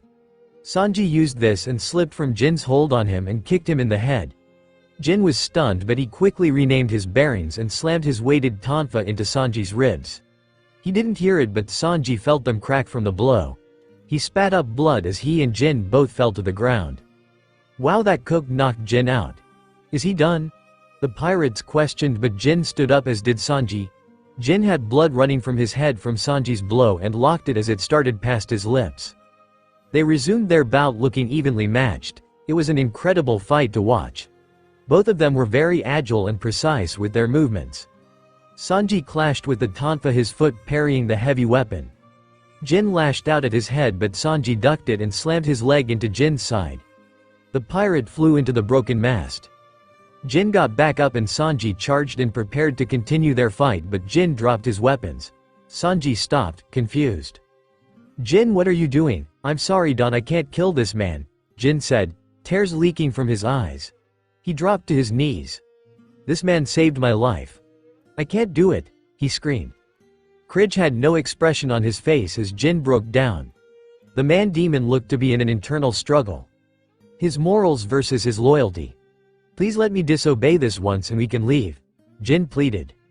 You bastard, you think you can disobey me and then order me around? You are no longer my chief of staff. You are no longer a Kridge pirate. He raised the shield in his hand and everyone on his crew seemed to know what it meant. They all panicked and started to put on gas masks, poison gas. Sanji said in panic. You might as well throw that gas mask away, Jin, Kridge said before he fired the poison bomb. MH5. Luffy couldn't do anything to stop Kridge from firing, and when he did, things started to move in slow motion for the rubber man. He saw Jin toss his gas mask in the water and the cooks dive in the water or run into the restaurant. Shiro himself dived in the water. He was smart enough to know what poison was. Luffy made a decision. He stretched his arms out and snatched 2 gas masks from Kridge pirates and dashed over to Sanji and Jin. He held the gas masks over their faces. As expected, they tried to fight him, Jin especially. Jin, when this is all over you should join my crew. I can't make you a chief of staff or whatever, but I can promise to help you with your dream. Luffy's words shocked Jin still. Here he was an enemy, someone who tried to kill Sanji and brought harm to these innocent people. And yet this boy had just sincerely invited him on his crew and even achieve his dream that was crushed on the Grand Line. Luffy took a deep breath right before the bomb hit. Boom! The people gas blanketed the area, covering everyone's view. The gas took a little too long to dissipate and Luffy had to breathe it in. He started to cough immediately and his vision got blurry. Sanji and Jin tried to give their masks to him, but he held them firmly. Once the gas was completely gone, Kridge was happy to see Luffy had breathed it in. The rubber man coughed up a bit of blood and Kridge smirked in glee. Shiro came up for air and he was shocked to see Luffy hurt. His eyes glistened with worry. He jumped on land and ran to him. "Do you see now, boy? This is true power." Luffy stood for a second as people were looking at him in worry or sadistic joy. But he laughed. "True power? I barely felt that." Luffy mocked him. "Now let's finish this. I'm getting hungry." Luffy hopped on the destroyed mass and raced across it. Kridge loaded up spikes into his shield cannon and started to fire them at Luffy. Luffy expertly dodged them even with the narrow space. His arm stretched back when he was close enough and Kridge pulled out a spikes sheet. "Come on, run to your funeral," Kridge taunted behind his apparent safety. "Damn, he can't hit," Sanji said, but Luffy didn't stop. Gum Gum Pistol. Luffy called his attack and slammed his fist into the spiked blanket. His punch hit Kridge in the face through the blanket and the Don coughed up blood from the force. Luffy showed no reaction to his bleeding hand. "That guy is crazy," Sanji said in odd shock. "I've seen a few types like him. Those who don't fear death and would rather die than run from the fight," Zeph said, and Jin and Sanji listened intently. "Whether he wins or loses, I consider it an honor to watch him fight." Sanji and Jin decided not to take their eyes off the battle for a second. Back over to the battle, Kridge was just getting up and he tried to shield bash Luffy, but Luffy jumped over his attack and kicked Kridge in the face. "Is this my funeral or yours?" Luffy mocked as Kridge got back up. The Don was seeing red as Luffy stood there with a smile on his face. Kridge tossed his cape off and pulled off his two shoulder pads. He put them together and a handle popped out the BCKA and blade the front. The bomb battle spear. Now he's pulling out the big guns. Luffy didn't let Kridge get a chance to use his new weapon as he dashed in front of him and used another Gum Gum pistol. The punch landed square on Kridge's chest, but the Don just smiled. "I'm wearing steel body armor, kid, this stuff is practically unbreakable," Kridge said before he slammed his spear down on top of Luffy. But Luffy dodged it narrowly and the explosion that followed after and landed on a different piece of the destroyed ship. Kroger followed him and slammed the spear down again, creating another explosion, this one larger than the last. "Up here," Luffy said. He was handing from a mast they held torn sails. He ripped a piece of wood off it and threw it at Don Kridge. "Nice try." Flames shot from Kridge's wrist and burned away the wood in an instant. But from the smoke made from the fire, Luffy launched his next attack. Gum Gum Gatling. At the speed Luffy was throwing punches, it seemed he grew multiple arms. But as the hits rained down on Kridge, they seemed to have no effect. "See, I told you, indestructible."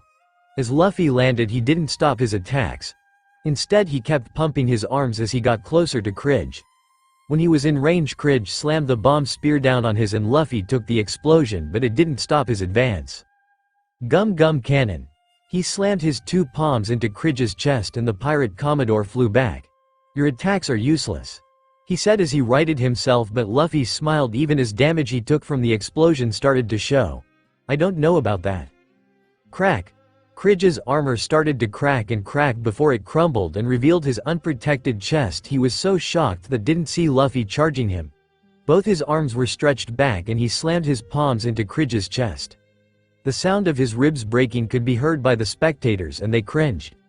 Kridge flew out into the open ocean and even skipped across the water before nobody could see him again.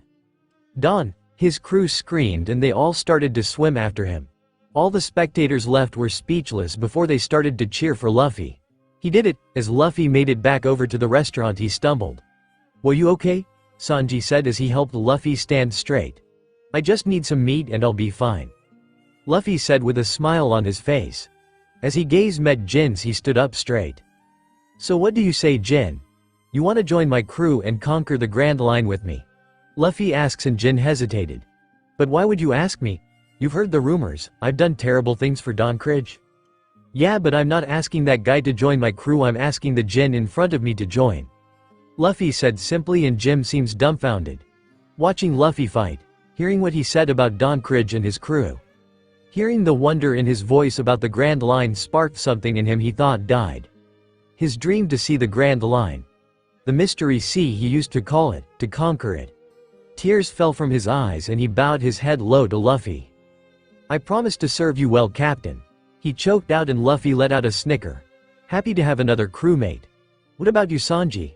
He asked the cook, and Sanji seemed a little surprised he still wanted him after getting Jin on board.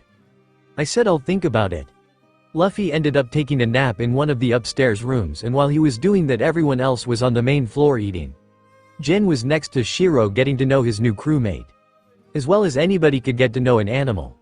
So far all he's learned is that the lion liked meat and strangely booze. "That was a good nap," Luffy said as he woke up. His nose immediately caught the scent of delicious food and was ready to go downstairs when he saw something on the balcony. Sanji was there smoking. "I can't go with you. At least not yet. These idiots don't know how to run a restaurant." Luffy was obviously disappointed, but he couldn't stay and tried to persuade Sanji he needed to catch up to his crew. "But I did promise myself to go to the Grand Line one day. To find my dream." Luffy hopped on the banister with a curious smile on his face. "What's that? Have you ever heard of the All Blue?" Sanji said with a wide childlike smile on his face. Luffy shook his head no, and Sanji looked at him like he was crazy. "For cooks like me it's a dream ocean. A sea where all the fish in every sea meet. A place like that has to be on the Grand Line." Luffy listened intently as Sanji ranted about the All Blue. "That sounds great, you should join my crew so we can go together." This time Sanji seems disappointed to turn him down. "I can't, like I said, not yet." "Well, okay, I'm gonna go eat," Luffy said as he ran downstairs. Sanji was left on the balcony alone as Zeph came to stand beside him. "Sanji, you're fired," he said smoothly, and Sanji started to choke on the smoke in his lungs. "What the hell are you talking about? You heard me, you don't have a place here anymore." Sanji started to grow angry at the old man's words. He grabbed Zeph by his collar and made him face him. "What the hell are you saying, old man? Leave, you stupid brat, and fulfill our dream," Zeph said, and Sanji let him go and his anger dissipated. "I didn't save you so you could sit here in this restaurant. This is my place and you've outgrown it," Zeph said as he walked away, leaving Sanji stuck in his place. "Old man." Downstairs Luffy had joined his crew and he was eating as fast as possible so he could hurry and catch the others. "We have to hurry, guys," he said as he struggled to swallow all the food in his mouth. "Slow down, Captain, you'll choke," Jin warned him, looking worried for Luffy. As they were eating, something strange happened. Crash! Everyone jumped for their seats as a shark crashed through a restaurant. In its mouth was a human. Luffy parted the stunned crowd to see what happened, and he was shocked to see someone he knew, Yosaku. "Hey big bro." The bounty hunter choked out in between spurts of water. "Where's everyone else?" At the mention of the others, Yosaku seemed to get renewed energy and pulled himself from the shark's mouth. "There's trouble, big bro Luffy. We need you." Someone got Yosaku a blanket and he sat down while Luffy and his crew sat around Yosaku. "Did you find Nami?" Luffy asked. Yosaku shook his head. "No, but we know where she's going and it's bad, big bro. Like certain death bad. We need you." Luffy could tell Yosaku was serious and terrified. "Okay, I don't really get it, but I get it. Let's go." "You'll have to fill me in on what's going on, Captain," Jin said as they were walking out of the restaurant. Yosaku just noticed Jin and backed up in fear. "Big bro Luffy, what's the man-demon still doing here?" "He joined my crew," Luffy said simply, and Yosaku was gobsmacked. "You got the Jin on your crew. You're amazing, big bro Luffy." As they were leaving they passed Sanji on the way. "Wait." They turned to him and Luffy raised an eyebrow. "Your dream is foolish, but mine is too. So I'll join you on your quest to be the king of the pirates. I want to be the cook on your ship." Luffy's smile was like the sun as Sanji finally said yes. "Jin, did you hear that? I told you if you joined me you could eat Sanji's cooking every day," he said, and Jin looked just as happy that Sanji joined the crew. Sanji joining turned out to be good in more ways than one, as he had a ship that they could use. It was fairly big so they weren't crammed into each other. "Big bro cook sure is taking a while," Yosaku said. Sanji finally walked out of the restaurant with his supplies. "You don't want to say goodbye?" Luffy asked him as he put his things on the ship. "Nah, it's fine. Sanji, don't catch a cold." Those words from Zeph froze him and tears started to walk up in his eyes. He turned around and bowed with his head in the wood. "Chef Zeph, thank you for everything," he cried to him. The man he thought of as a father. As they sailed away, Zeph shed tears of his own. "Stupid son of mine."